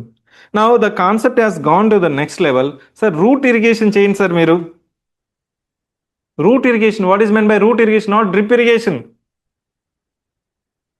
Route irrigation meaning our seeds are root irrigated. పుట్టక ముందే మనం ఏం చేస్తాం? సో పంటలకు కూడా, ప్లాంట్స్కి కూడా, సీడ్స్లో కూడా రూట్స్ స్ట్రెంథెన్ చేయడం కోసం now you have specifically targeted chemicals into the roots so that the root will become strong. So it means we are eating, drinking, what we are eating and drinking? NPK, nitrogen, phosphorus, potassium. And we are losing the strength. And you don't have the physical strength, physical resilience. Now people are now speaking about, instead of green revolution, we are speaking about natural farming. ఇంకా ఒక step ముందుకెళ్ళి zero budget natural farming. Because now you have reached the production, you have the self Reliance.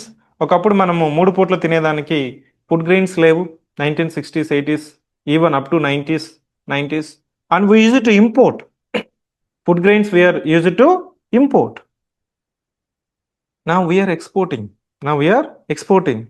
And we are also giving. వరి వేస్తే ఒరే కాబట్టి వరి వేయద్దండి, alternative వెళ్ళండి, millets cultivate చేయండి. Now the concept of green revolution, now the priority of the government is not green revolution, because the people are now aware that as a effect of green revolution, high yielding variety seeds, irrigation, intensive cropping, use of fertilizers, pesticides.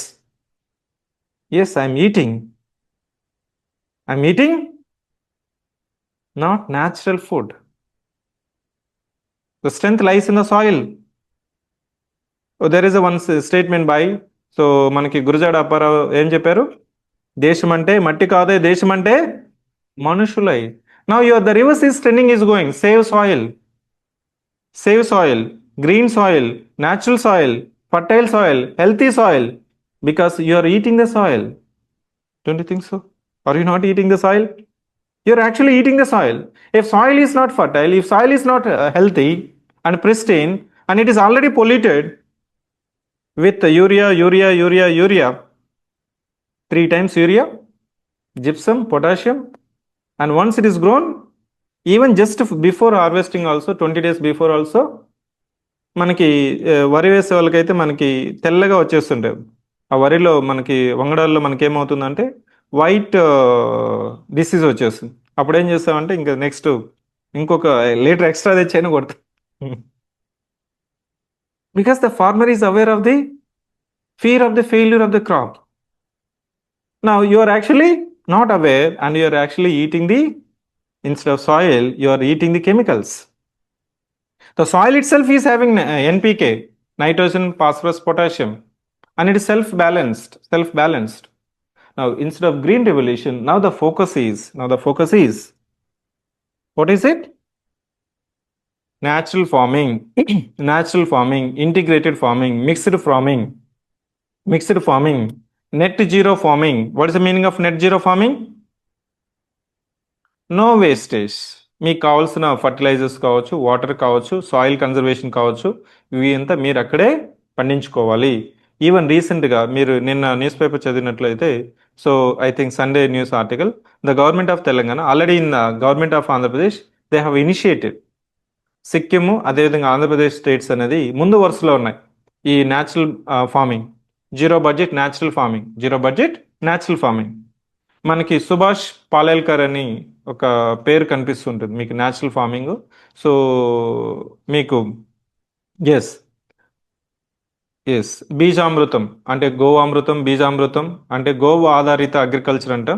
Maybe ఎవరైతే మన ట్రెడిషన్ని మీరేమనుకుంటారంటే so only fertilisers వల్లనే health వస్తుంది అనేది కాకుండా ఇక్కడ ఏం చేస్తామంటే బీజామృతం గోవామృతం మీకు ఈ సుభాష్ పాలేల్కర్ ఏం చెప్తారంటే మనకి ఒక పశువులు ఉంటే అక్కడ వచ్చిన గోవామృతం అక్కడ యూరిన్ కానీ అదేవిధంగా గోమూత్రం కానీ పేడ కానీ ఆ పశుమూత్రం ఇవంతా కూడా తీసుకొని వాటి నుంచి మనం ఫర్టిలైజర్స్ డెవలప్ చేసుకొని అది natural organic. What is meant by organic?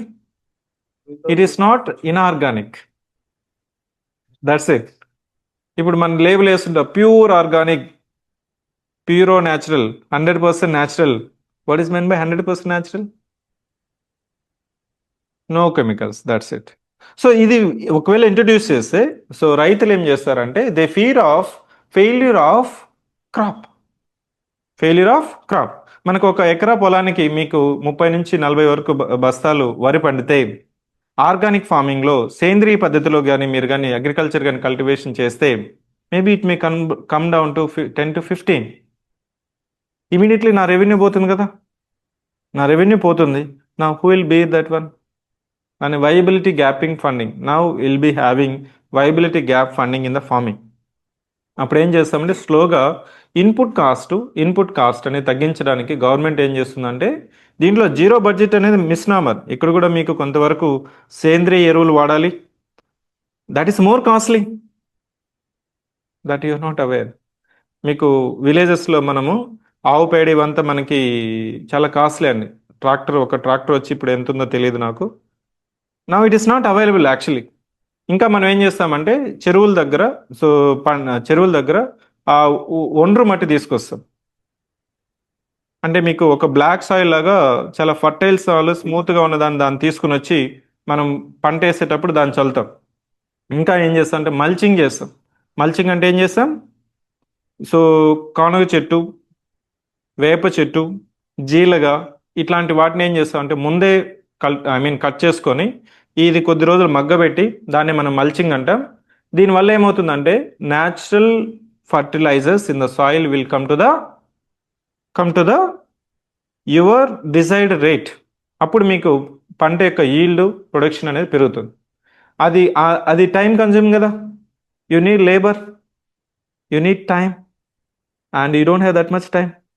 That is also competition. 3 times in a year, 2 times in a year. పక్క అతను మీకు 2-3 పంట వేస్తున్నాడంటే ఇంకొక రైతుకి అదో కాంపిటీషన్, మనం కూడా వేయాలా.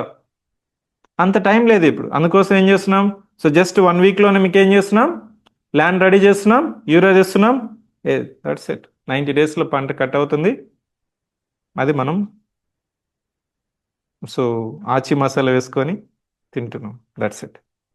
ఇప్పుడు now the green revolution has been changed in to natural farming, zero budget farming. దీన్ని ఆర్గానిక్ ఫార్మింగ్ అంటున్నాం. ఆర్గానిక్ ఫార్మింగ్ అంటే ఏం లేదండి, natural farming itself is organic farming. Now fisheries, look at the fisheries, give a concise description of fisheries management and development in India. Fisheries management. So fisheries అంటే ఇక్కడ inland off shore. So మీకు వెస్ట్ బెంగాల్, అస్సాం ఇట్లాంటి స్టేట్స్లో మీకు చూసినట్లయితే కొన్ని వీడియోస్లో మీకు కనిపిస్తుంటుంది. Along with the paddy, along with the water borne crops, you have the fishing as also additional crop. So మనం చేపలు వదులుతుంటాం, క్రాబ్స్ వదులుతుంటాం.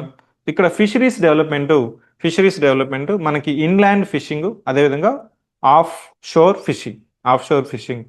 దీనికి మనకి సముద్రయాన ప్రాజెక్ట్ ఉంది కదా. ఈ సముద్రయాన ప్రాజెక్ట్ ఏంటి? Port development. So I think there is a Pradhan Mantri Matsya Sampada Yojana specially focuses on, for example, the countries like Japan, they completely rely on fish, seafood. మనం ఎందుకు సీ ఫుడ్ తినట్లేదు? 70% of water is there. Our culture is more or less now confined to land-based crops. But you are having vast coastline for India, Andhra Pradesh, and inland if not. So why you are not able to promote the seafood crops?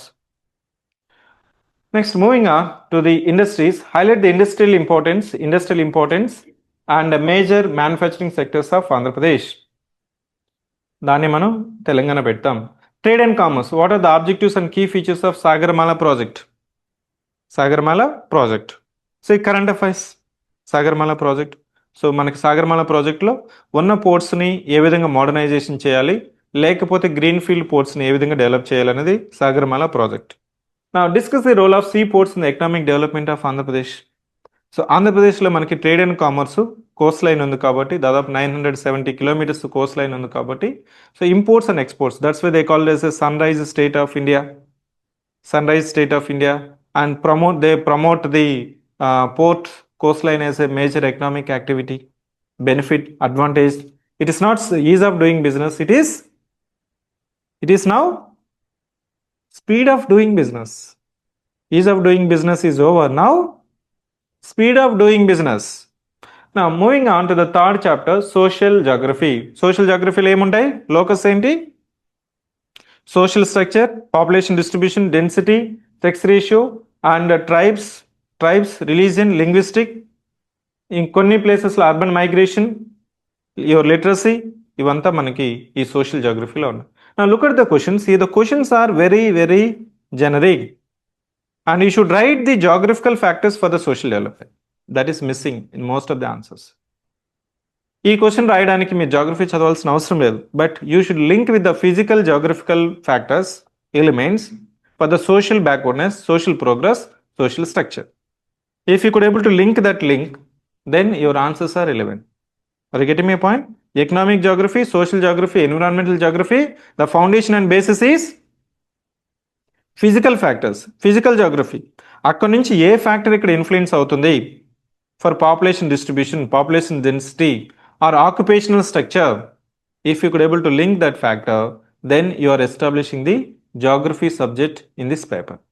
Otherwise, you will be just writing the general answers, not geographical answers. So this is the geography paper. It means you shall be consciously writing the geographical aspects in the answers. Now, population movements and distribution, the spatial patterns of population distribution and urbanization in Andhra Pradesh, India, Telangana. Patterns ఏంటి, అదేవిధంగా population distribution ఏంటి. ఇక్కడ మనకి linear patterns, radial patterns, nuclear patterns ఉంటాయి. Population patterns అంటే మీకు కేరళ కానీ వెళ్ళారనుకో, it's a linear pattern of settlement. What's the meaning of linear pattern of settlement? అలా మీరు రోడ్డు మీద వెళ్తుంటే హాఫ్ కిలోమీటర్కి ఒక హౌస్ కనిపిస్తుంది. Yes, in Kerala if you go to there, except in some towns and cities, and the entire state of Kerala, you can find undulating roads, and you'll have one house, and within the house you'll be having the farmland, mostly rubber trees. మనం ఇక్కడ ఏం చేస్తుంటామంటే plantation క్రాప్స్లో కనిపిస్తుంది మీకు మామిడి తోటలు కానీ, ఇంకా మీకు టేక్ చెట్లు కానీ, ఇంకా మనకి ఇవి ఐ థింక్ యూకలిప్టస్. మీరు సిద్దిపేటకి వెళ్ళేటప్పుడు యూకలిప్టస్ ప్లాంటేషన్ కనిపిస్తుంటుంది. So in Telangana and Andhra Pradesh you have different types of patterns. Temple based pattern, economy based patterns. And Hyderabad చూస్తే మీకు ఏమవుతుంది, ఇట్స్ ఏ పొలిటికల్ సెంటర్. అదే మీకు హిస్టారికల్గా కొన్ని సిటీస్ డెవలప్ అవుతుంటాయి. ఫర్ ఎగ్జాంపుల్ మీకు భద్రాద్రి, వరంగల్, తిరుపతి, ఇవంతా ఏంటి మీకు హిస్టారికల్గా గాను, లేకపోతే అక్కడున్న టెంపుల్ బేస్డ్ స్పెషల్ ప్యాటర్న్స్ అనేది మనకు కనిపిస్తాయి. Radial pattern you can find, structural patterns you can find, circular patterns we can find. దానికి ఎగ్జాంపుల్స్ ఏంటనేది special patterns.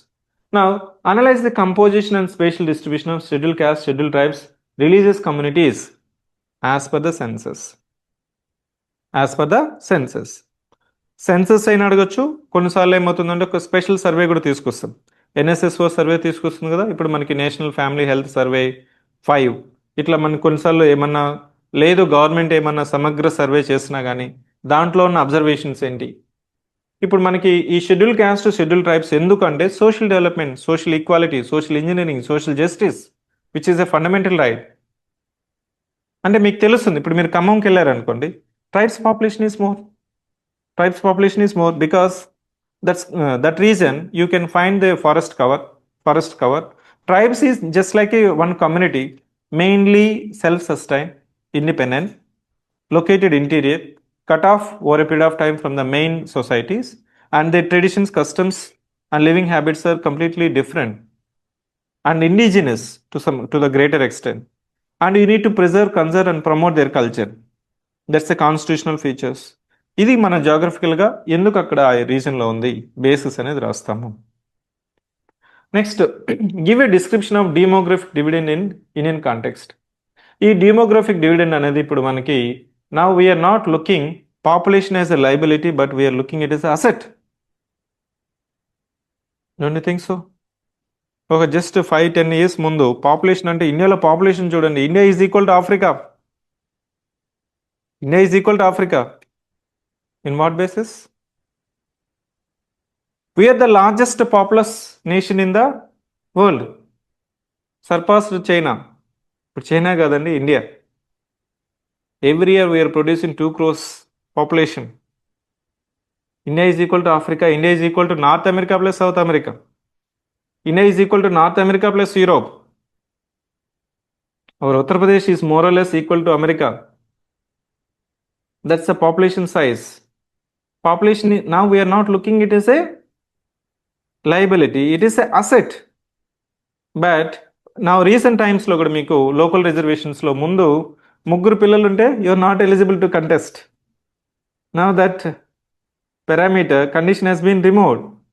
Now we are talking about replacement rate. What is meant by replacement rate?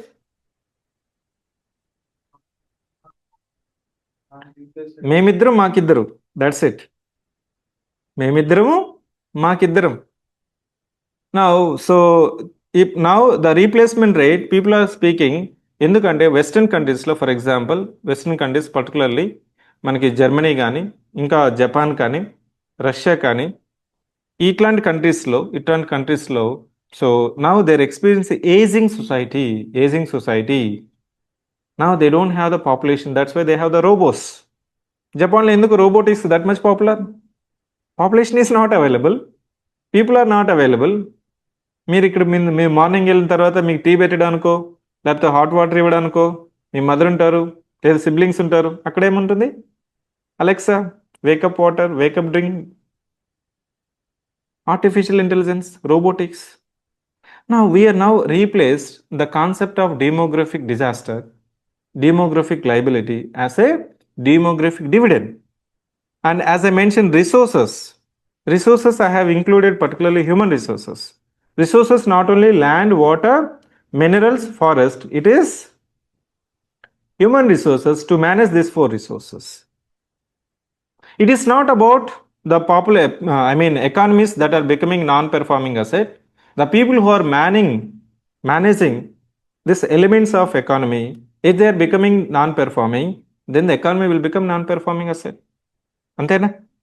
Me leadership, me chief minister, me ministers, me secretaries మీరు performing అయితే ఆబ్వియస్గా బంగారు తెలంగాణ అయ్యుండేది. అవునా? India కూడా ఎప్పటికీ ఈ పాటికి డెవలప్డ్ నేషన్ అయ్యుండేది. Why I need to wait for 2047? Now already 24. How many years I had to wait? 2047? By the time you complete your group 1 service,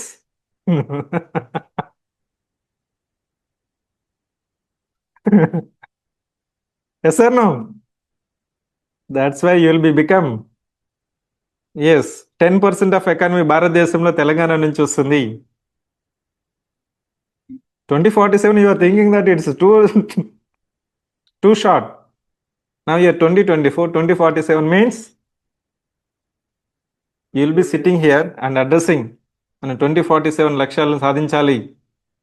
probationary trainings మీరు ట్రైనింగ్ ఇస్తుంటారు అప్పుడు. Okay, so we are having expertise in education, women development, tribal education, health, వీళ్ళంతా identify చేసి ఈ probationary వాళ్ళకి అప్పుడు train చేస్తారు. మీరే సాధించాలి ఈ లక్ష్యాలని, మేము సాధించాం, మీరు ఇప్పుడు భాగస్వాములు అవ్వాలి. మీ హెల్ప్తోనే మనం బంగారు వికసిత్ భారత్ని, స్వర్ణాంధ్రప్రదేశ్ని, అదేవిధంగా రైజింగ్ తెలంగాణని సాధించుకోగలం. Now coming to this one. Now the population ఏంటి? డివిడెండా లైబిలిటీనా? Yes, asset. When it will become asset? Skill development. Skill develop చేయాలి.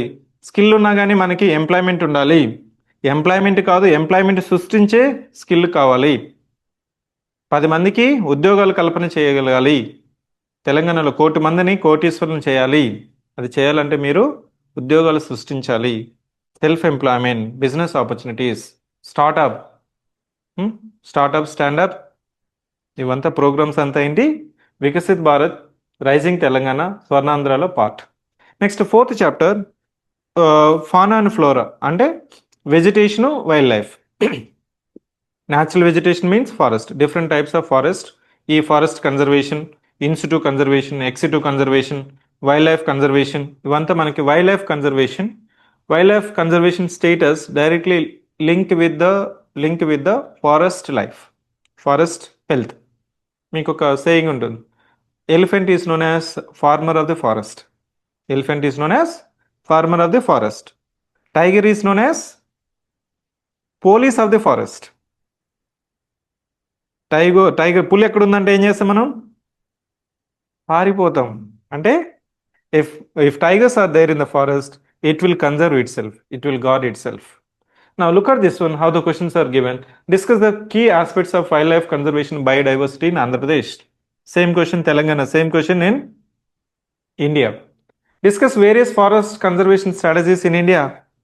దాన్ని మనం in situ ex situ conservation in India, in situ ex situ conservation in Telangana, in situ ex situ conservation in Andhra Pradesh. Now discuss various types of in situ conservation strategies of biodiversity in Andhra Pradesh. ఇక్కడ చూడండి, ఇదే దాన్ని మనం split చేస్తాం. In situ అంటే ఎక్కడ ఉన్న ఫారెస్ట్ని, ఎక్కడున్న వైల్డ్ లైఫ్ని అక్కడే కన్జర్వ్ చేయడం. ఎక్సిటు అంటే అవుట్ సైడ్, మనం ఆక్వేరియం కావచ్చు, జూ పార్క్స్ కావచ్చు, ఇవంతా ఏం చేస్తుంటాం? ఎక్కడ ఫారెస్ట్లో ఉండాల్సిన టైగర్స్ని, ఎలిఫెంట్స్ని, క్రెయిన్స్ని ఇవంతా మనం తెచ్చి ఏం చేస్తుంటాం? పిల్లలు చూపిస్తుంటాం. అక్కడ zoo is now trying to have the 2 objectives. One is education, awareness, ఇంకోటి ఏంటంటే special attention.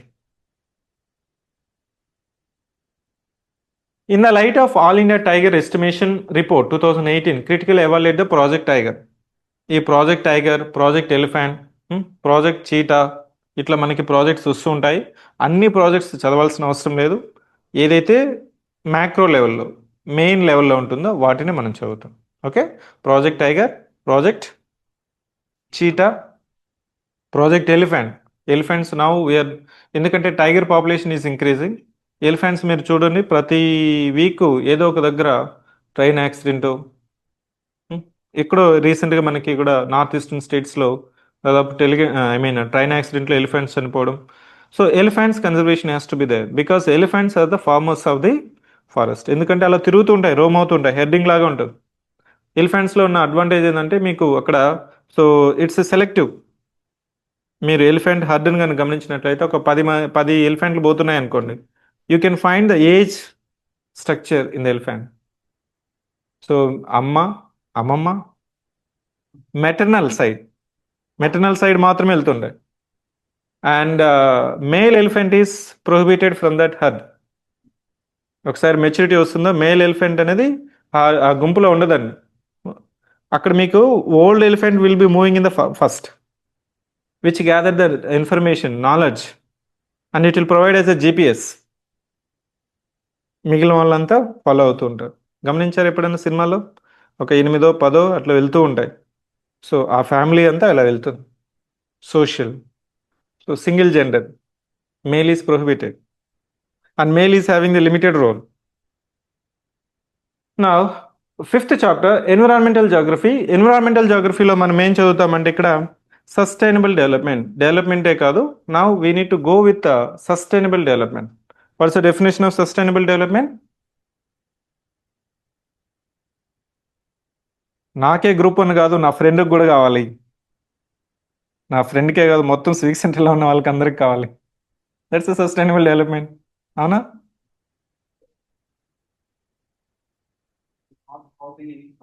Yes. So it means your progress and development so should not have the harmful effects, ill effects for the future generations. దాన్ని మనం ఇప్పుడు overshoot day, earth overshoot day, carrying capacity ఇవంతా మీకు రాస్తుంటారు. మనకి carbon budget, carrying capacity ఇవంటే ఏంటంటే మీకు ఎట్లయితే economic budget ఉంటుందో ఎన్విరాన్మెంటల్ బడ్జెట్ కూడా ఈ క్యారింగ్ కెపాసిటీలో కూడా మనం ఎర్త్ ఓవర్షూట్ డే అని రాస్తుంటాం. అంటే మీకు కార్బను, ఈ మినరల్స్ రిసోర్సెస్ అనేది ఈ సంవత్సర కాలంలో కావాల్సిన రిసోర్సెస్ అనేది మీకు మధ్యలోనే అయిపోయింది. It means you are consuming the future generation budget and your budget for this year is over. Mostly in the month of June, July, the budget is over. But you are consuming the future generation budget today. So now we are now trying to come to the sustainable development. Sustainable development ఏం చెప్తున్నాం? Yes, progress and development of this generation without harming the future generations. దానికోసం మనం ఏం చేయాలంటే net zero concept, water resources కావచ్చు, land కావచ్చు, minerals కావచ్చు, resources కావచ్చు, anything which you conserve and you have to recycle it. మనం కన్జర్వ్ చేసేది మళ్ళీ మనం రీసైకిల్ చేసుకోవాలి. స్లోగా ఏమవుతుందండి, ఇంకో 5 yearsకి అంతా రేటింగ్ ఇస్తాం. రేటింగ్ బేసిస్ మీద సబ్సిడీస్ ఇస్తాం. కార్బన్ రేటింగ్ అంటే మీ హౌస్ వాటర్ పడినప్పుడు ఎంత వాటర్ని రీసైకిల్ చేస్తున్నారు, ఎంత సోలార్ ఎనర్జీని కన్జ్యూమ్ చేస్తున్నారు, are you additionally generating the solar energy. చూడండి, ఎలక్ట్రిసిటీ వచ్చేసింది, వాటర్ వచ్చేసింది. Drainage you are not allowing to flow in to the common drainage system. You are recycling that water. అంతేనా? వాటర్ రిసోర్సెస్ నెట్ జీరో అంటే దాని అర్థం ఏంటి? మీలో ఉన్న వాటర్ రిసోర్సెస్, మీ ఇంట్లో ఉన్న వాటర్ రిసోర్సెస్.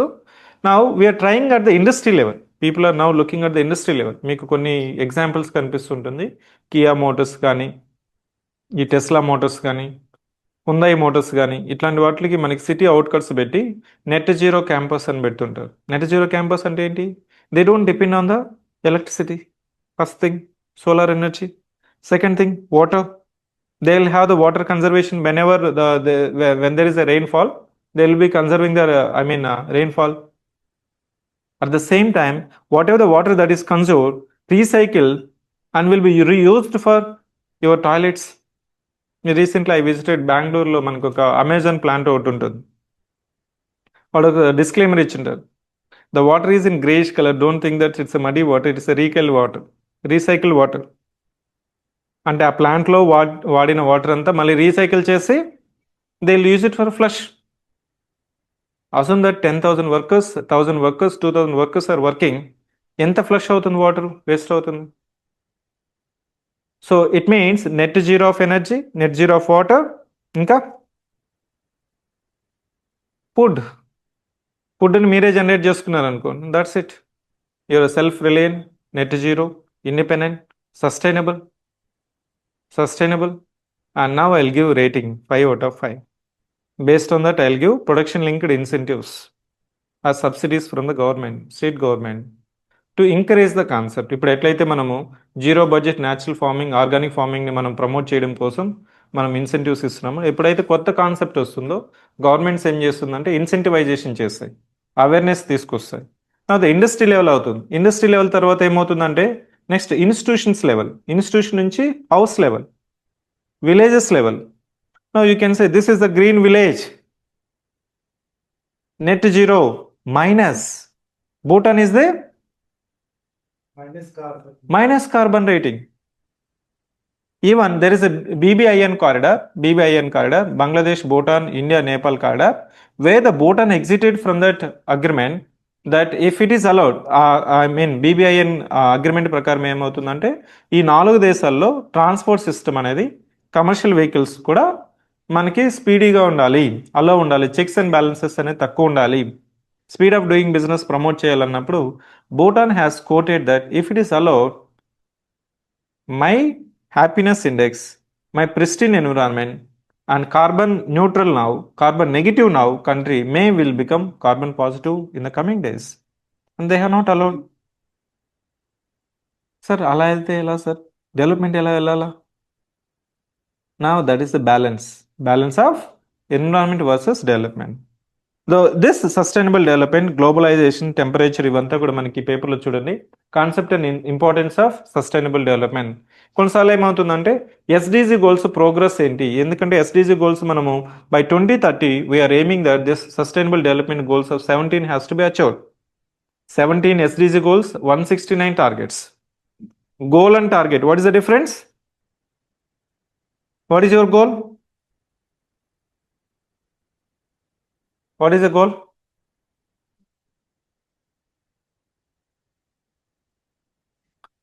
Goal పెద్దది, టార్గెట్స్ అనేది micro targets. You see that I'm saying SDG goal by 2030. దానికి ముందు మనకి ఎండిజి ఉండేది, మిలీనియం డెవలప్మెంట్ గోల్స్ అని. మిలీనియం డెవలప్మెంట్ గోల్స్ దాటిని మనం కొద్దిగా ఎక్స్పాండ్ చేసి ఇంప్రూవైజ్ చేసి we have expanded to 17 SDG goals. నా by, that is more important, goal will have the sunset clause. వాటిని అచీవ్ చేయడం కోసం మళ్ళీ గోల్ని మనము జాగ్రఫీ చదువుకోవాలి, పాలిటీ క్లాస్ అటెండ్ అవ్వాలి, టెస్టులు రాయాలి, రోజు క్వశ్చన్స్ రాయాలి, కరెంట్ అఫైర్స్ వాల్యూ అడిషన్ చేసుకోవాలి. These are the targets. So goal has to be achieved with targets. Okay. Now look at the second question. Discuss the vulnerability of Andhra Pradesh to cyclones. చూడండి, cyclones of floods. Cyclones of floods, highlighting the causes, regional patterns and impacts. దాన్ని మనం India కంటెక్స్లో కూడా ఇవ్వచ్చు. Cyclones of floods. Analyze the disaster vulnerability of Rayalaseema region with respect to droughts. Discuss the socio-economic consequences. So droughts ఉన్నప్పుడు మనకి ఆటోమేటిక్గా ఏముంటుంది, droughts ఉంటే ఏముంటుంది, ఫెమైన్ ఉంటుంది, మైగ్రేషన్ ఉంటుంది. సో హ్యూమన్ డెవలప్మెంట్ ఏమవుతుంది మనకి ఆటోమేటిక్గా తగ్గుతుంది. సో ఎకనామిక్ డెవలప్మెంట్, ఫ్రస్ట్రేషన్ పెరిగిపోతుంది, క్రైమ్ రేట్ పెరుగుతుంది, పాపులేషన్ కూడా స్లోగా ఏమవుతుంది, స్పేర్స్ అవుతుంది, ఉన్న రిసోర్సెస్ మీద ఆధిపత్యం చెలాయించడానికి పెరుగుతుంది. అంతేనా? Whatever the resources you have, the limited resources, people will try to, by means of power and paisa, they will try to consolidate the power. దాన్ని ఫ్యాక్షనిజం అని కూడా అంటుంటారు. సో నా define drought. Define drought. People will say drought is a natural phenomena aggravated by man-made activities. Don't you agree? Drought is a natural phenomena aggravated by man-made activity or anthropogenic activities. Now, what are the different types? There are different types of droughts. Meteorological drought అని ఇట్లా different types and droughts ఉన్నాయి. మనకి IMD classification ఉంది. Drought prone areas in India, drought prone areas in Telangana, drought prone areas in Andhra Pradesh. మనకి summer season మార్చి April వచ్చేటప్పటికంతా కరువు మండలాలుగా ఇన్ని declare అయినాయనేసి మనకి ఐపీఎల్లో వచ్చినట్టు స్కోర్ వస్తూ ఉంటుంది. ఒక్కో మండలాన్ని యాడ్ చేసుకుంటూ పోతాం. కరువు మండలాలుగా మనం యాడ్ చేసినంటే ఆటోమేటిక్గా కొంత సెంట్రల్ గవర్నమెంట్ నుంచి మనకి కొంత ప్రోగ్రామ్స్ వస్తాయి. మనం కూడా స్పెషల్ ఫోకస్ అవుతుంది. కరువు అనేది డిక్లేర్ చేస్తే ఫస్ట్ మేము అడ్రస్ చేయాల్సింది ఏంటి, drinking water for you, for animals. ఏమన్నా క్రాప్స్ ఆల్రెడీ ఏమన్నా లాస్ట్ స్టేజెస్లో ఏమన్నా ఉన్నాయా, లాస్ట్ స్టేజెస్లో ఉంటే ఎలా మనం కాపాడుకోవడం, వాటర్ కన్జర్వేషన్ అప్పుడు చేయలేం, but stage is gone. Water ఎప్పుడు కన్జర్వ్ చేయాలా, వర్షం పడేటప్పుడు చేయాలి. వర్షం పడేటప్పుడు నీటి విలువ తెలియదు, వర్షం లేనప్పుడు నీటి విలువ తెలిసిన నువ్వు అప్పుడేం చేయలేవు. నా look at this one, the drought అనేది మనకి ఇక్కడ డిఫరెంట్ కనోటేషన్ ఉంటుంది. Next environmental pollution, role of Andhra Pradesh pollution control board. ఈ క్వశ్చన్ రీసెంట్గా మనకి ఆంధ్రప్రదేశ్ అసెంబ్లీలో కూడా చర్చకు వచ్చింది. పొల్యూషన్ కంట్రోల్ బోర్డ్స్ అనేది ఫెయిల్ అవుతున్నాయి, they are not actively engaging, they're not enforcing it. But other side of the coin, if they work actively, almost more than 50% of industries may close it. అంతేనా? Business sentiment పోతుంది, business close అవుతున్నాయి, కోట్లు ఖర్చు పెట్టి నువ్వు industries పెట్టింటావు, but you may say that your polluting, air quality index తగ్గిపోయింది, water pollution చేస్తున్నారు. సీజ్ ఇట్ అంటే ఆ ఇండస్ట్రీ మీద దాదాపు 100 మంది ఫ్యామిలీలో 500 ఫ్యామిలీస్ డిపెండ్ అవుతున్నాయి, డైరెక్ట్గా ఇండైరెక్ట్గా. Will be losing the employment and you shall have the alternate employment in hand. How to balance pollution versus development? That's the biggest challenge nowadays. Next, what is meant by impact? Environment impact assessment, evaluate, also give suggestions to make it effective. brief account of factors responsible for environmental pollution. What is meant by environmental pollution? Water pollution, air pollution, water pollution, yes, water, air, soil. Next, yes, don't forget noise pollution. There is another pollution. Tell me, I'll give 5 star. Yes, light pollution. Who said it? Yes, light pollution. So light pollution, air pollution, soil pollution, water pollution. Next, yes, noise. 5 types of pollutions are there. మీకు elements of ఎన్విరాన్మెంట్ని pollution చేస్తే మనం ఏ విధంగా ప్రతి ఒక్క దానికి మనకున్న ఈ pollution control board role ఏంటి? ఇప్పుడు చూడండి, Aravalli range, Aravalli hills, it will be there in the debate and discussion for next 2 years. So this is about APPSC Group 1 questions. Now you understand what is meant by focus based on locus. మీకు terminology వచ్చిందా? Geography అయిపోయిందా syllabus? Now take daily 1 or 2 questions, write at least 1 page, half page, even 2 lines also accepted, but write it. ఎవరైతే మీరు already ఈ రోజు నుంచి class అయిపోయిందో రేపటి నుంచి రాసి దానికి ఒక స్పెషల్ బుక్ పెట్టండి. ఈ బుక్లో రాయిద్దండి, రాస్తూ ఉంటేనే మీకు వస్తుంది. Now we'll move on to TSPSC Group 1 questions. This is TSPSC paper 2. Paper 2లో ఏముందండి? TSPSC Group 1 means, look at the locus. Paper 2 section 3. Paper 2 section 3. So first section వచ్చి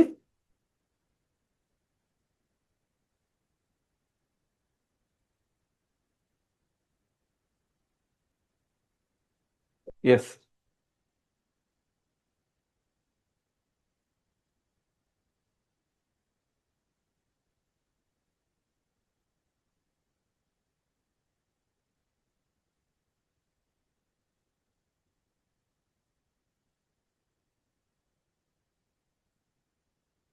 మీకు ఇక్కడ క్వశ్చన్స్ రెండింటి నుంచి తీసుకొని ఉంటాము. ఇక్కడ ఏపీపీఎస్సి, టీఎస్పీఎస్సి మెయిన్స్లో జరిగిన దాదాపు 8 నోటిఫికేషన్స్ నుంచి క్వశ్చన్స్ కలెక్ట్ చేస్తాం. టీఎస్పీఎస్సి 2024 చూడండి, మీకు ఏ క్వశ్చన్ అడిగింది? Explain in detail the influence of locational aspects of Himalayas and Tibetan plateau.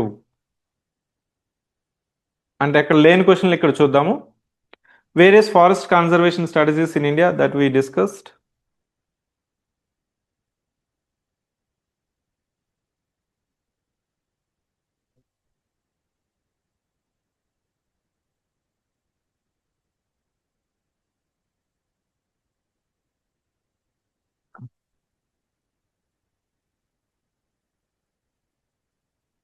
Look at this one, minerals and energy resources, potential of renewable energy resources of Telangana state, explain its constraints, opportunities in their utilization with examples. Now renewable energy net zero concept మనకి ఈ Paris agreement ఉంది కదా, Paris అగ్రిమెంట్లో nationally determine commitments అనేది ఉంది. మనకి 40% అనేది non Faasil resources ఉండాలి. మనం స్లోగా మనకి ఇప్పుడు చూడండి, we are the tropical country, international solar alliance is there, we have abundant solar energy. Yesterday there is one article that how the energy matrix of India has been transformed from 2005 to 2025. In 20 years it has transformed drastically. Now Saudi Arabia they call oil as a gold, liquid gold. మనకి Iraq, Iran, Saudi Arabia, Kuwait, ఈ ప్రాంతాలంతా మనకి oil అనేది major source of economy. Now once oil is slowly replaced with solar energy, what will happen? Their economy is at the stake. Now they are developing alternative sources of economy. మీరు దుబాయ్కి వెళ్ళారంటే, దుబాయ్కి వెళ్తే యూఏఈలో, now previously they used to depend on oil. Still now it became as a open society. Our celebrities are going there. And Dubai now is attracting as a international destinations. And మీకు చూడండి, now the economies, when there is a money and capital, Now they realize that if oil loses its demand, our economies will be collapses. By the time they have alternative economies on ground. So that's why mixing of different actors or factors in the economy is the need of the day. అది villages కావచ్చు, families కావచ్చు, alternative sources of revenues అనేది ఉండాలి. Alternative sources of revenues అనేది ఉండాలి. New sources of revenues అనేది మీరు create చేయగలగాలి. ప్రభుత్వం చూడండి, దాదాపు 19,000 కోట్ల అప్పు ఉంది తెలంగాణలో సంవత్సరంలో. మనకి మన చీఫ్ మినిస్టర్ కూడా ఏం చెప్తున్నారు? I'm been limited with the revenues. నీకు ఆల్టర్నేటివ్ సోర్సెస్ ఆఫ్ రెవెన్యూ ఉండాలి. ఆల్టర్నేటివ్ సోర్సెస్ ఆఫ్ రెవెన్యూ ఉండాలి. ఆటోమేటిక్గా నీకేమవుతుంది? రిసోర్సెస్ అనేది పెరుగుతాయి. ఇక్కడ same thing, potential of renewable energy in both the states in India is need of the day. Next, critically examine the impact of climate change on dry land agriculture in Telangana. Suggest climate resilient technologies to protect dry land farming. దీన్ని మనం drip irrigation అంటున్నాం. ఎక్కడైతే మనకి వర్షపాతం తక్కువ ఉంటుందో, rainfall pattern తక్కువ ఉంటుందో, already the average rainfall in the Telangana is 90 centimeters. Particularly if you go to the southern part of Telangana, it will come to 60 to 70 centimeters of rainfall. Obviously, you have to conserve the water to increase the groundwater resources and promote the drip irrigation technologies, climate resilient technologies. Next, Mission Kakatiya, Mission Kaleshwaram అనేది ముందు ప్రభుత్వాల్లో almost flagship schemes అవ్వచ్చు, major schemes అని చెప్పొచ్చు. Mission Kaleshwaram వచ్చి interlinking of the rivers. తెలంగాణలో interlinking of the rivers అంటే ఏంటి? Mission Kaleshwaram. So political discussion, debate పక్కన పెడితే అది కాళేశ్వరం కాదు, కూలేశ్వరం, ఇవంతా పక్క మీకు కామన్గా కనిపిస్తుంటాయి. But you should come to the actual project utility, project status. ఇప్పుడు మనకి అదే ఇంటర్లింకింగ్ ఆఫ్ ద రివర్స్లో ఇప్పుడు మనం చూసుకుంటే ఎస్ఎల్బిసి కావచ్చు, అదేవిధంగా మనకు ఇక్కడ ఆంధ్రప్రదేశ్లో అయితే మనకి చెర్ల కావచ్చు, ఇండియాలో అయితే కెన్ బెత్వా మనకి ఏదైతే బుందేల్ఖండ్ రీజియన్లో కెన్-బెత్వా ఇంటర్లింకింగ్ ప్రాజెక్ట్స్లో ఏ విధంగా మనం దాన్ని ఇప్పటికీ మనం చెప్తున్నాము. లాంగ్ టర్మ్ విజన్ ఏంటంటే మనకి గోదావరి వాటర్స్ని కావేరీలో కలపాల. కావేరీ ఎక్కడుంది? తమిళనాడు. సో గంగా వాటర్స్ని మనం ఎక్కడ కలపాలా? కావేరీలో కలపాలి. అప్పుడు మనం మహాకుంభపేలు ఎక్కడ కూడా చేసుకోవచ్చు, అదే గంగా వాటర్ కదా. Now, so Hyderabad, next 5th chapter, Hyderabad rapid economic growth is affordable, efficient public transport system. Elaborate. Next, UPSC questions మీరు ఒకసారి రిఫర్ చేసుకుని రండి. దీంట్లో పేపర్ 1, పేపర్ 2, పేపర్ 3, పేపర్ 4 కూడా మన అకాడమిక్ టీం వాళ్ళు సెగ్రిగేట్ చేశారు. సో ఆల్మోస్ట్ కింద ఉంటుంది మీకు.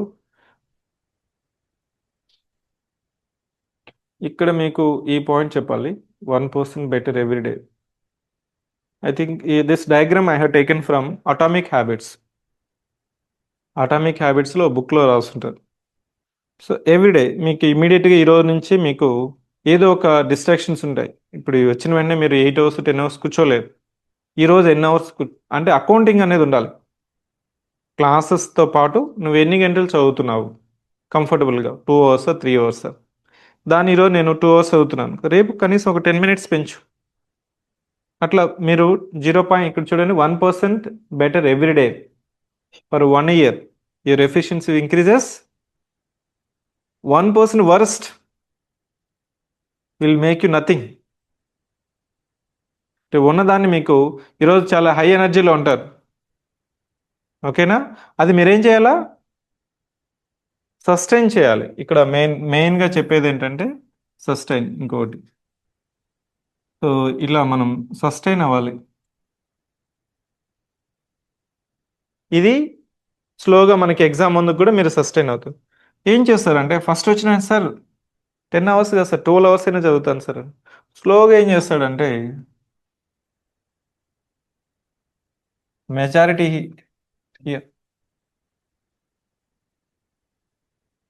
that is known as consistency. What is the consistency? Daily accounting ఉండాలి. ఇంకా మీ ఇంకేం చెప్తానంటే వీక్లీ అకౌంటింగ్ ఉండాలి. వీక్లీ అంటే మీరు ఎన్ని అవర్స్ అయినా చదువు. వీక్లీ 10 అవర్సా, 20 అవర్సా, 30 అవర్సా, 40 అవర్సా టార్గెట్ పెట్టుకొని, ఎందుకంటే ఒకరోజు మీకు హెల్త్ ఇష్యూ కావచ్చు, మేబీ ఏదైనా అపాయింట్మెంట్ కావచ్చు, ఫ్యామిలీ ఫంక్షన్ కావచ్చు. Don't regret that day. ఆ రోజు అయిపోయింది. దాన్ని మనం ఎలా కాంప్రమైజ్ చేసుకోవాలి, దాన్ని ఎలా నెక్స్ట్ రోజు రిపీట్ అవ్వకుండా ఉండాలనేది మీరు ప్లాన్ చేసుకున్నారంటే, ఎవరైతే కన్సిస్టెంట్గా చదువుతారు, కన్సిస్టెంట్గా క్లాస్కి వస్తారు, నాకంటే ముందు వస్తారు, ప్రతిరోజు వస్తారు, ఎగ్జామ్ స్కిప్ చేయరు, వాళ్ళకి సర్వీస్ వస్తుంది. Write down preamble. One of our student has written the preamble. So mostly this week I will fix it. ప్రతి క్లాస్ రూమ్లో ప్రీయాంబల్ రాసి పెడతారు. So just attend the class before the master. Second point, attend all the classes.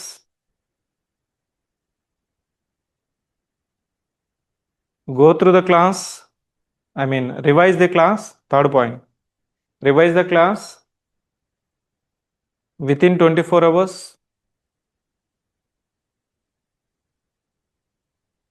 Fourth point, solve the previous year questions simultaneously. Fifth point, attend the weekend test. Attend the weekend test without fail. ఈ weekend టెస్ట్లో ఇంకొక మీకు example చెప్పాలి. Weekend test మీకు మనము ప్రతి Saturday పెడతాం కదా, మండే టు ఫ్రైడే క్లాసెస్ ఉంటుంది, సాటర్డే క్లాస్ ఉంటుంది. ఇక్కడ కొంతమంది స్కిప్ చేస్తుంటారు. ఎందుకు స్కిప్ చేస్తున్నాం అంటే క్లాసెస్కి రాలేదు సార్, ఫస్ట్ రీజన్. మీరు పైన పాయింట్స్ అంతా ఫాలో అయితే there is no reason. Second point, syllabus అవ్వలేదు. ఎందుకు రివిజన్ చేస్తే సిలబస్ అవ్వదు అనేది పాయింట్ ఉండదు. థర్డ్ రీజన్, కాన్సెప్ట్స్ అర్థం కాలేదని చెప్తుంటారు. పీవైక్యూ సాల్వ్ చేస్తే కాన్సెప్ట్స్ ప్యారలల్గా అర్థమవుతుంది. ఇవన్నీ చేస్తే వీకెండ్ టెస్ట్ కంపల్సరీ వస్తావు. సార్ మన టీం వల్ల లేట్ చేస్తున్నారు సార్, త్వరగా ఇవ్వండి సార్ పేపర్ అంటావు. ఇంకా కొన్నిసార్లు తక్కువ మార్క్స్ వచ్చాయి అనుకోండి ఫస్ట్ ఫ్యూ టెస్ట్లో, థర్డ్ టెస్ట్ రాయరు. Try to assume that this is the self progress. మీతో పాటు ఆల్రెడీ మెయిన్స్ రాసిన వాళ్ళు ఉండొచ్చు, యూపీఎస్సీ ప్రిపేర్ అయిన వాళ్ళు ఉండొచ్చు, వేరే కాంపిటేటివ్ ఎగ్జామ్స్ కూడా ప్రిపేర్ అయిన వాళ్ళు ఉండొచ్చు. కాబట్టి don't take them as a pure competitors. ఓకేనా, మీతో మీరే ప్రోగ్రెస్గా ఉండాలి. ఇంకోటి, వీకెండ్ టెస్ట్ పెట్టినప్పుడు నీకు సిలబస్ అయిపోయింది అనుకోండి, take the test paper as a test. Syllabus అవ్వలేదంటే take test paper and explanation as a reading paper. Compulsory test papers అనేది మనం రాయాలి. టెస్ట్ పేపర్ని రీడింగ్ పేపర్గా ఎలా వాడుకుంటామంటే, మనము నీకు ఒక 50 క్వశ్చన్స్ ఇచ్చినాం అనుకోండి, 50 క్వశ్చన్స్లో దాంట్లో ఒక 20 క్వశ్చన్స్ అన్నా నీకు తెలిసిన ఉంటాయి కదా, వాటిని టిక్ పెట్టి వాటిని అటెంప్ట్ చేయి. రిమైనింగ్ 30 క్వశ్చన్స్ నువ్వేం తీసుకుంటున్నావు? Yes, learning questions as a concepts to be revised, that's it. ఇప్పుడే నీకు టెస్ట్ అనేది యాక్చువల్ ఫైనల్ ఎగ్జామ్ కాదు. అంటే నీకు ఏమి అలవాటు చేస్తున్నామంటే క్వశ్చన్ పేపర్స్, క్వశ్చన్స్ని, టెస్ట్ని, ఆ ఫియర్ ఆఫ్ ఎగ్జామ్ అని చూసావా, అది తీసేస్తున్నావు. అది నీకు ఎప్పుడు పోతుందంటే నీకు సిలబస్ అయినా రివిజన్ అయినా నువ్వు కాన్ఫిడెంట్గా రాస్తావు. లేదనుకున్నా మీరు ఆ 2 అవర్స్ వచ్చి, ఆ 3 అవర్స్ వచ్చి మీరు ఎగ్జామ్ రాస్తే నీకు హ్యాబిచువేటెడ్ అవుతుంది. నేను చదవలేదు, క్లాస్కి రాలేదు, క్లాస్ మిస్ అయింది, ఇవంతా రీజన్స్ ఉండకూడదు. So it is not me, it is you to write the exam. So I wish all the best. In the next class will continue analysis of UPSC mains questions and prelims questions. ప్రిలిమ్స్లో కూడా మనకి TSPSC నుంచి, APPSC నుంచి question papers ఉన్నాయి కదా, వాటిని తెలుసుకొని ప్రిలిమ్స్లో ఏ విధంగా క్వశ్చన్స్ వస్తున్నాయి అనేది అయిపోయిన తర్వాత then will start the first topic.